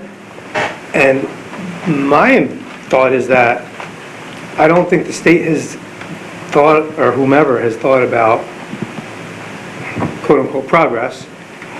You creating another bottleneck. So where are you going to find room for 7 lanes of Route 55 through town center without an alternative? Okay. So go ahead. Oh, and then the other thing is, when we do need to do that, what are we going to do? Declare eminent domain on your apartments, and we're going to have to buy those back from you in 50 years? So those are just questions I'm thinking about. Absolutely. So I'm responsible for telling Kevin to unload everything on you. That's fine. I'm sure these are all questions. I'm fine with it. Yeah, okay. I have some stuff I want to read, but go ahead. Yeah, so as part of what we were asked to do by DOT, so for example, one of the bottlenecks, okay, that in the future is going to be more of a bottleneck even without us, okay, is well, that's okay, is the Stringham Road roundabout at the high school.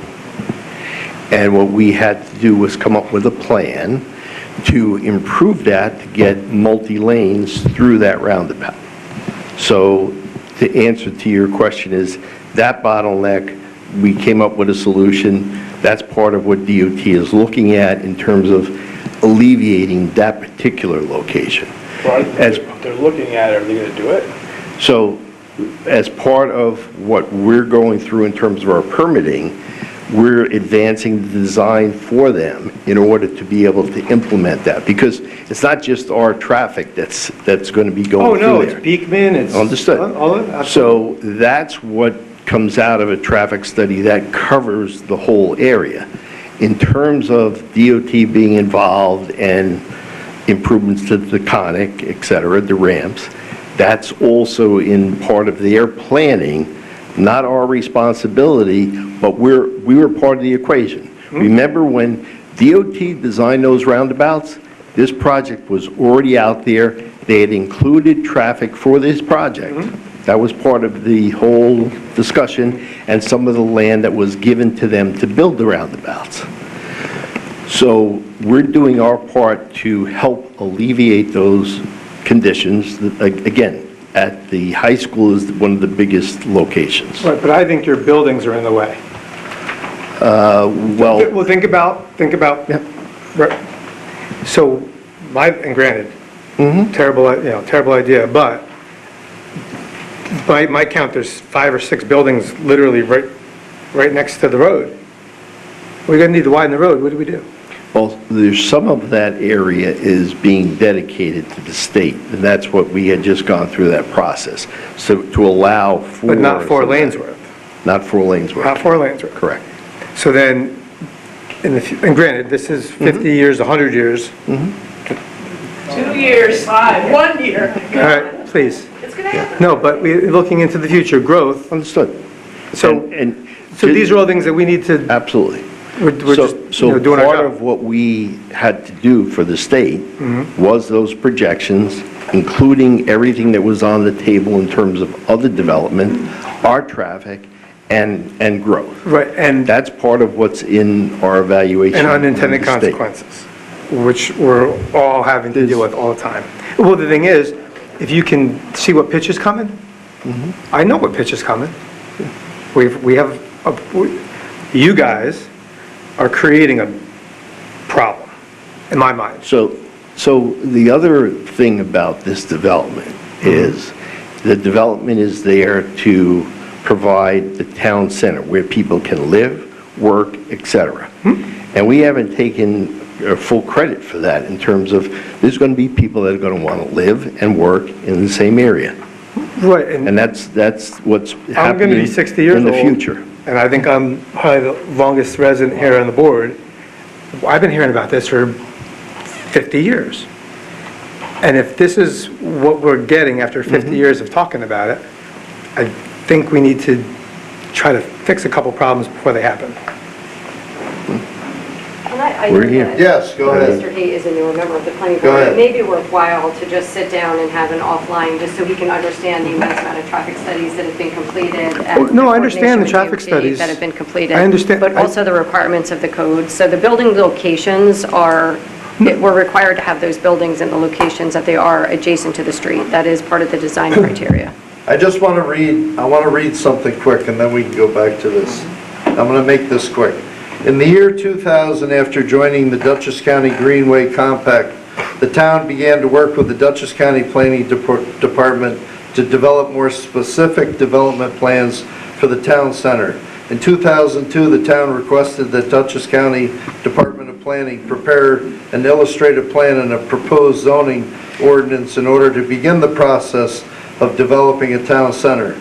The town completed the GEIS and findings, adopted the town's comprehensive plan and the zoning for the town center in 2005. The intent of the town zoning law, initially adopted on July 13, 2005, was to regulate land use consistent with the town comprehensive plan as adopted by the town board on July 13, 2005, town zoning law section 240-24 and 10.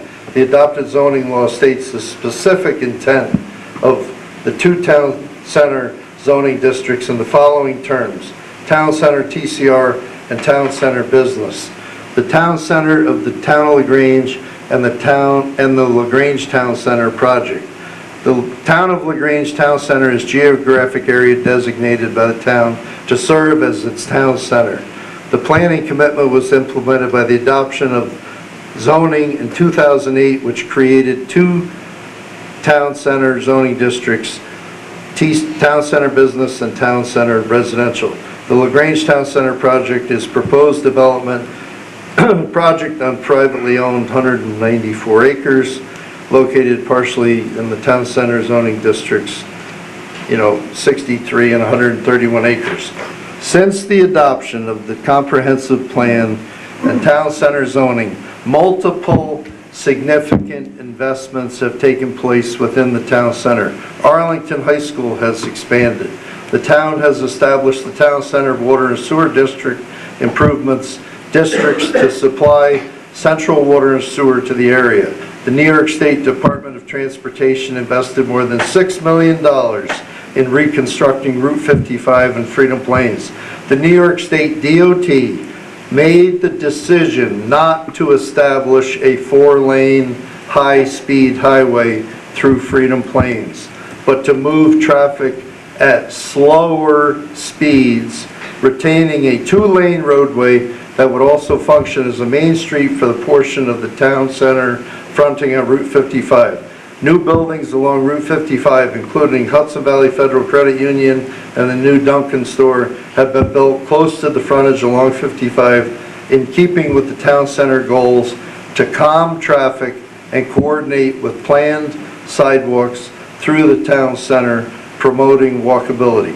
The reason I read that is this has been 50 years in the making, and that's how we got to tonight. So the whole idea was have everything in the center of the town. And my reference to 1960 and 1970, I think it was 1977 when the LaGrangeville Post Office was over by the ball fields by Agway, and my friends and I were scared to death to ask Carl Lamer if we could fish in his pond. But it was in the little old LaGrange Post Office across the street from Angie's store, and it was about 1977. Today is 2026, and they decided to move the post office over there, and everything is right where they planned and right where they wanted. And we may not be happy with it, but this is where we're at. Thank you for that summary. Well, I think it had to be said because this is how we got to where we are. And just one more quick story. We have a pre-meeting, planning board meeting, the Thursday before. July, I live on Spike Plus Road. I left at 2:15. I was 10 minutes late for a 3 o'clock meeting to come here. And that's now. So I'm just communicating. But I think the experience that you're having isn't necessarily a consequence of this project. The experience that you're having, hold on, I have to finish because you've got to talk. The experience that you're having is a consequence of the plans that the town and DOT implemented however many years ago. And so I would agree with that, and I would say that those plans have failed. Oh, absolutely. And that's why we're having, but what I'm getting at is that this isn't going to make it better unless we try to fix it. I think that what we should do is sit down and we'll have an offline meeting with you, just go over in detail the traffic studies and no, I get it, that's fine. I'm happy to talk. Yeah. Happy, absolutely. Because I think, this has been going on, this project has been, we're at the end of this project, and so we provided the town with everything that they've wanted, we're checking the final boxes, we have a finding statement that was completed, so there was a full seeker analysis that was done in a finding statement. This is the first time we've talked about traffic like this. Well, we've been talking about it for years, for years. And so is everybody else. But we're held to a process, right? And so we follow a process which is defined in seeker. And this is part of the process, right? Kevin, I don't want to get into a back and forth with you, I just want to explain the process. So there is a review of the project, and we provide traffic studies, and this board completed an environmental review, and they concluded that environmental review with a finding statement. And the finding statement determines whether or not there is or there isn't an impact. And so there was a conclusion that there would not be an impact. We're led by that. And so we've concluded the seeker process, and now we're moving forward with the site plan process. And the board asked for some additional traffic studies, which we provided. And now we're at the end of the site plan process, the end of the site plan and the special permit process. And so we've been talking about traffic for years. So I think it would be worthwhile that we sit down with you and we go over those traffic studies and we can explain those. I think that would be helpful. Yes. Okay, thank you. Does any other board member, is there anything else that they want to go over with Dr. Greeley while he's here? So the Arlington High School roundabout's under review right now. Correct. I didn't want to mention anything, but I think the town failed by not splitting Arlington High School and moving high school to Beekman I think Farms. it's a problem that the last road project was widening 55 in Dutchess County, where throughout Westchester, they built highways over the years and created a place for the traffic to go, and Dutchess County has done nothing. Well, while population keeps... There's a lot of problems. You have a 6-lane highway that ends at LaGrange Station 2 on 55, and it goes from 6 to 2. There's no transition. The county spent $21 million on a rail trail because the public demanded it, and that was accomplished. From what I hear, there's going to be a roundabout at Red Oaks Mill Road and Walker Road. Titusville Road coming down to the intersection of Red Oaks Mill Road and Titusville Road.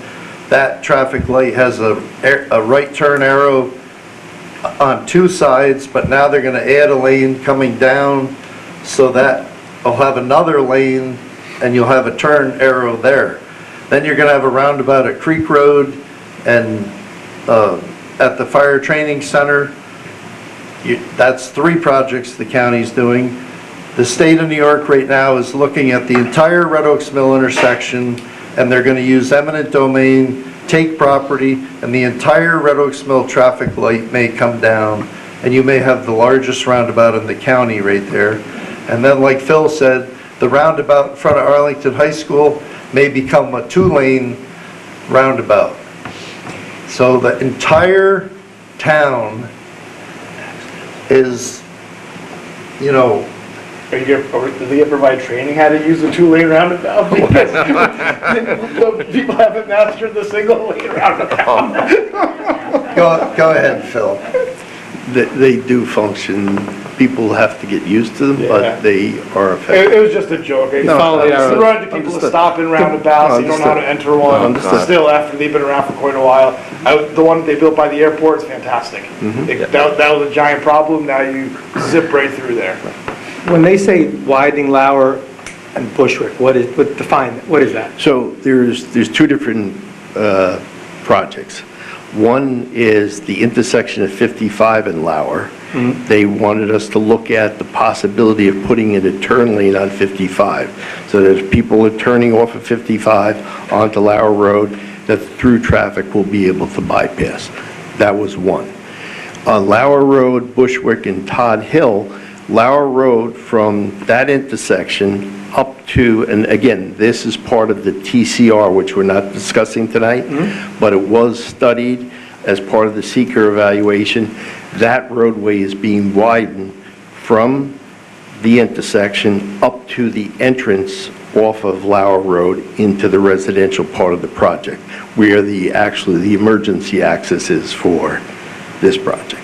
So what's it going to look like? Is it going to be It would be Knoxon, Titusville, or it would be a full 1 lane in each direction at that point, because the road is very narrow at that point. So that was part of the finding statement, and it has to be built by the developer. Gotcha. And that goes with that part of the development. So there are improvements that are being done either by the county, by the developer, or DOT. Do you know if there was any talk about Todd Hill and the southbound Taconic in that exchange? There was. In fact, I know the town had reached out to DOT at Todd Hill because that intersection alignment is not very good. I'm not sure they haven't done anything. There's plenty of land to put turning lanes in there. Correct. It's in a very easy spot to do it. One of the issues was the alignment. If you're going from Todd Hill on Taconic southbound, you're actually facing to the north to make that turn. So one of the improvements that the town had petitioned with the state was to fix the alignment and increase the radius so that when vehicles are turning onto the Taconic, it would be improved. Where Phil's talking about is, if you got on the Taconic State Parkway from 55 and headed south, the town, I think, had asked to put a 3rd lane on the Taconic. So you would have a deacceleration lane to go into Todd Hill, and then if you were leaving Todd Hill, you would have an acceleration lane. Right now, you have You still have to teach people how to use it. Well, yeah. Well, right now you're at a stop sign that you're really not faced in the right direction, and you're going from 0 miles an hour, joining 70-mile-an-hour traffic. If you're lucky. So that was one of the considerations. Correct. Go ahead. I don't know if No, I think there's a lot of concerns. I just don't know if they're directed at the right. Yeah, I agree. It's hard to say there's not a traffic problem when people are sitting on 55 and at 7:30 in the morning or 4:30 in the afternoon, is backed up to basically a self-storage place. You know, I understand you guys haven't done that, because the project hasn't even been built, but I think it's hard to tell the public, well, there's no traffic problem when they're sitting in the traffic. And I know Randy has mentioned too that a lot of, and correct me if I'm wrong, that 55 in those traffic circles was conceived at a time where the crossings on the parkway were still open, like Todd Hill and some of the other ones. Now those are all closed, and you're funneling more traffic over on 55 where some of that traffic potentially wasn't there in the past.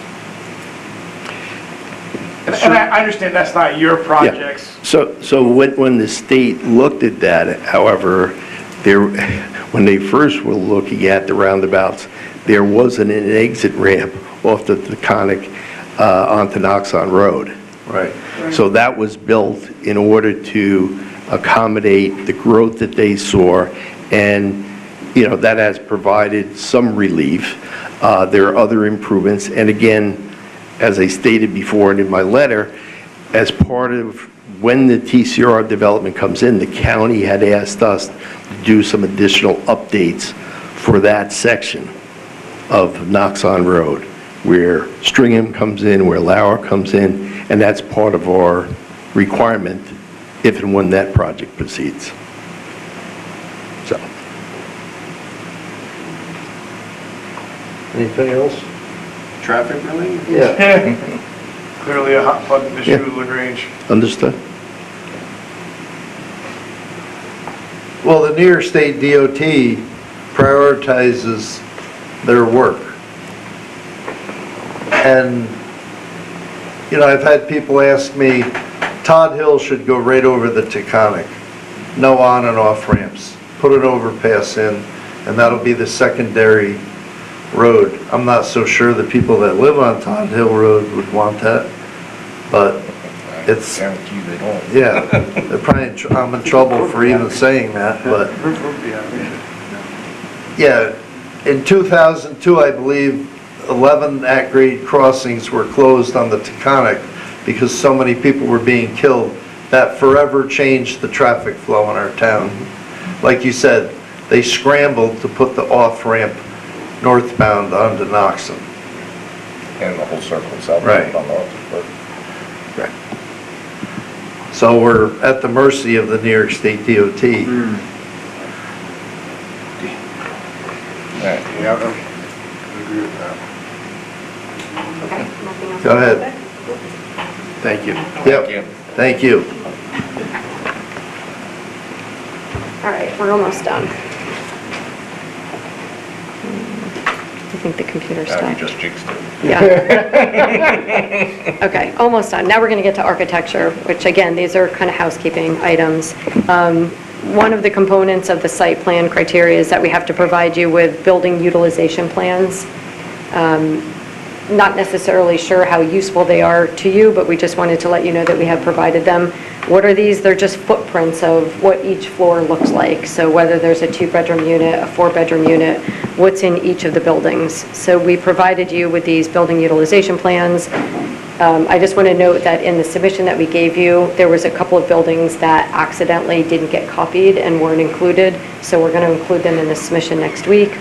So you'll have a full accounting of all the building utilization plans. On the commercial spaces, I just want to show you that we showed dashed lines where we would think that there would be demising walls. So again, where you have a commercial space, you don't know what your tenant sizes are going to be. So we showed proposed demising walls. But this is kind of a check the box, have you provided it? And the other buildings that didn't get copied will come in next week. Okay, and then getting to the end, on elevations and just architecture, there was some discussion last month about the recreational building. The plan, I think, said that it was 1-story, it's been 2-story. We updated the architecture so that you could see the new colors and materials for this recreation building. The upper floor is storage, so the first floor is dedicated to recreational uses, and then the upper floor is dedicated to storage for the facility.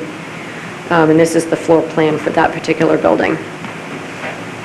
And then the big discussion last month had to do with buildings 17, 18, and 19. So these were redone. These were amended. This is the new building elevation.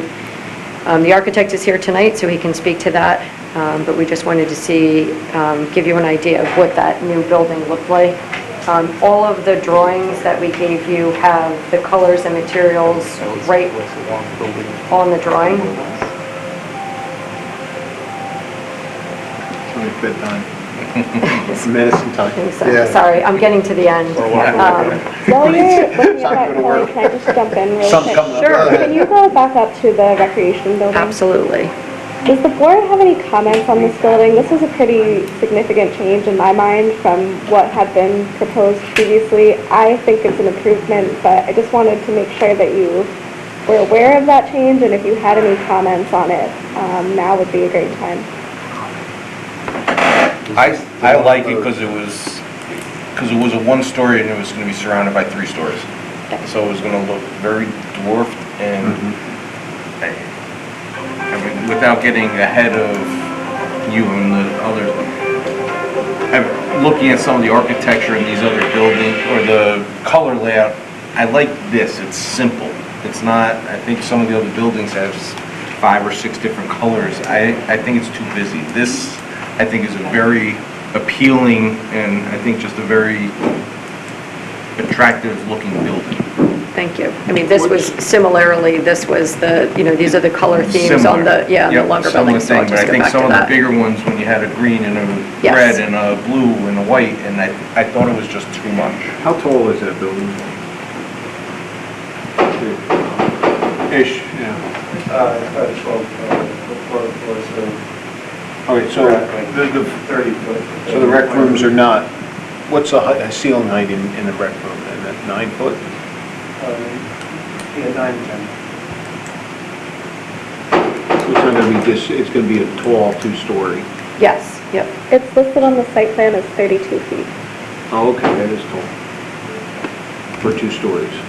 But the 3 stories are probably going to be 40 something, right? Yeah, I think the intention was that when it was 1 story, it looked kind of silly next to the 3-story buildings. And so we need storage anyway for the facility when you have outdoor patio equipment and so forth relative to the recreational area. So we added the 2nd floor and then dedicated that to be storage. That color you took off. We also, so we can get to the colors, we brought a Okay, materials go board. ahead. Yep, we brought a materials No, board. it was on and- our list of, Good. Okay. All right, so we can come back to this one. I'm all right with it. I think it'll match better, fit better. you okay with it? Yeah, oh, yeah. Okay. So then when we get to buildings 17, 18, and 19, again, these are those buildings that were the longer buildings. And so we wanted you to see the new colors that we had proposed. These did have some multicolored buildings or colors on them before. And these were reviewed at the last meeting. And the board also reviewed the length of these buildings. So if you remember, in the code, it's under 250-51. These buildings are designed, they're supposed to be 150 feet, but the board, if you remember, has the discretion of allowing these buildings to be longer. Yeah, this is just an example. We didn't have the longer ones on here. So the board has the discretion of extending those buildings to that longer length, which again, we've discussed before. And we provided this to you with the colors and the materials that we have here today. And we thought that the board can impose conditions in lieu of those longer buildings, and that the board may want to consider, because we did provide you with the colors, the materials and the colors, that you may want to impose the conditions that these buildings need to utilize this architectural feature and those colors and materials. So that's why we provided those for you. And then we did provide you, there's an image of the material board, but it's actually here today. The architect is here, he can speak to you about that. We wanted to leave that board here because it is helpful to take those colors, tonight and under these lights. They're really not as useful as during the day, if you want to take it outside and look at it. But we were hoping to get some feedback with you. These colors have been changed. There were some brighter reds. I think there was some discussion red last time. So they've been modified so that they're married together in a better format. And if you want him to go over those colors, he can. Again, we have the board here. Sure, what do you have for color on the red? Like I said, I think the red pops a lot. I think I kind of look at a lot of the architecture around the town, I think when you start getting into so many colors, it becomes very busy, and I kind of look at, what's the one there on Slate Class, that Baxter property, it's a couple different colors, but they work well together. I think, like I said, that rec building, I thought the design, I thought the colors, it looked very nice and clean. You can bring it right in here, sure. Yeah, so I think, as you saw, some of the elevations were updated. I think the palette is getting refined. I think one of the issues also in the past has been kind of the rendering of the elevation, so that's why we provided this material palette, which I don't know if anyone's had a chance to review it yet, but we'll leave it with the board. Everything is removable, so it should be, you can kind of pair the actual finishes together with the elevations, and as Kelly noted, these will be exterior finishes, so taking these out in the sunlight will give a better representation of the actual finish. Yeah, and I think to your point about the previous designs, we've tried to kind of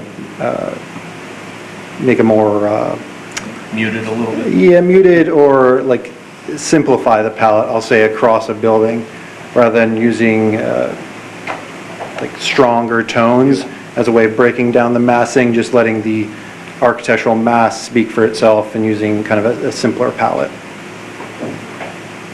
And if there's any specific questions about the actual materials, I can answer those as well. Brick? Yes, that's the brick. And there was one more finish that didn't quite make it in time. That's a stone that's used, that's a stone that's used as kind of a base course in some of the buildings. So it's going to be like the foundation? Yeah, just to kind of clean up kind of the base. And, it's a sturdier material that kind of easier to maintain, hold up, the buildings will look better over time. I stopped by earlier in the week and looked at all that. So. Okay, great. Any questions, comments? None in the color. All right. Easy one. Very good. All right, so we'll leave that. It's not like traffic. Well, you said they're removable. Kevin may want to take one off and throw it. Never know. When he's thinking about the traffic. Only with your permission. So that concludes the presentation, again, just the additional items that the board had asked for at the last meeting. I think there's a few items that we're going to resubmit next week for next month's meeting. That has to do with the building, the utilization plans that we're missing, and anything else that we have on the consultants list, if the consultants have anything else that they want to add. Oh, they do? Oh, okay. So, is it okay if I jump in? Sure. So just a couple of things from my most recent comment memo. You'll remember the applicant provided the foundation plan template, we'll say, as far as what types of planting are going to go around the building, and the board asked CPL's landscape architects to take a look at that. So we did have a few comments. JMC reached out today to have a discussion with our landscape architect and work through those comments, but just wanted to put that on your radar that that's still an ongoing discussion amongst the consultants. And we'll, as Kelly said, we have some outstanding comments that I think they're well on their way of addressing, so. Do you appreciate it? I didn't have anything more. I mean, I had, anyways. Go ahead. I don't have a speaker, but. You talk loud. You talk loud. You're loud enough. I'm loud. No, I had updated my comment letter on the 13th, basically addressing what they had addressed thus far. And again, they are well on their way to cleaning up all of the comments. And then there's going to be comments that are going to remain until they get their DOH permits and et cetera, et cetera. Right. Anything else? No, I would just note that we are getting close to the end of the process on this application, whether or not the board would like draft resolutions to be prepared. What do you guys think? Begin to draft Resolutions for just like what stage or the whole project? I think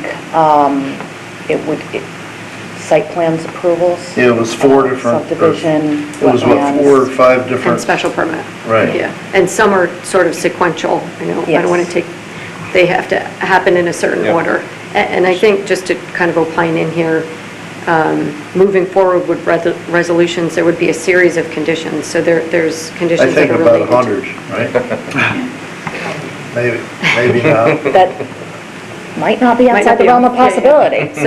So I think it's helpful I'm being for serious, us to like, start I to think discuss, maybe- yeah, what those I conditions think might the be. draft resolution may be conditional, maybe 100 conditions. Well, we can start, I suppose, Yeah. put together that list. I personally believe it would be okay to begin the draft of it, because I think it's going to take some It took time. a while. Yeah. So, can I speak to the Yes. site plan? Just, so, I prepared something, I wrote an email earlier, it's only gonna take about 25 minutes, just kidding. Oh, no, that's right. No, no. No, I remember, go ahead. So, being in the community, I'm asked a lot when they find out I'm on the planning board about this project. And since day one, a couple of years ago I joined, I've been very impressed with the diligence and the intricacy of all the moving parts. And I think it's fascinating. And how we're gonna try to solve all these problems. So, one of the things I'm asked about, and the idea of the town center was introduced to me, was a center for the town and the people in the town. So one of my things I've been trying to bring up each time is this use and how it's going to bring the community together. That was my idea, and I thought the intent of the town. So I've been asking about things for people in the town to do. Now, I'm not a window shopper. I don't want to, I work with a lot of kids and a lot of families over the course of my career that don't just go out and spend money. And I think the town center and the business district is set up for retail. And I've never believed that there was a lot for the people of the town to do without spending money. So, and I brought up a few times a dog park, a walking trail, playgrounds, skate park. I thought of libraries and museums, or even, my friend said, ask them about a go-kart track. So I don't think that's right, but I had They to... tried, I didn't make it. No, but, so I thought about something for veterans, VFWs, a senior center, a learning center, spelled correctly. So, but I haven't gotten much, made much headway. I think we have a green, the town green, as we're described, for the town to use, which I think if the kids are like they used to be, they'll throw a frisbee, it'll go right into traffic. I don't think it's big enough. But I don't know what to, like I was kind of beating my head saying, what could be different? Are they going to change anything? Is anything going to be different?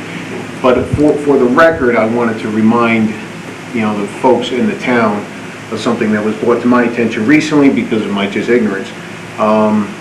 I think, and correct me on the math, the town will receive over $650,000 as towards recreation as a result of the project as it goes through. Yeah, there's recreation fees that have to be paid. I don't have that calculation here, but there are recreation fees. $1,500 per Bedroom. per bedroom. Per bedroom for So- multifamily. I think Greg may know. Yeah. Well, I haven't done the calculation, but it is fairly substantial. So I want the town folks who ask me to know that, and if anybody's looking to know, well, how is it, if I don't want to go shopping, but I want to meet at the town, for whatever purpose, the Boy Scouts want to do parade, or, there's no bingo hall coming in to the rec center, or to the town center.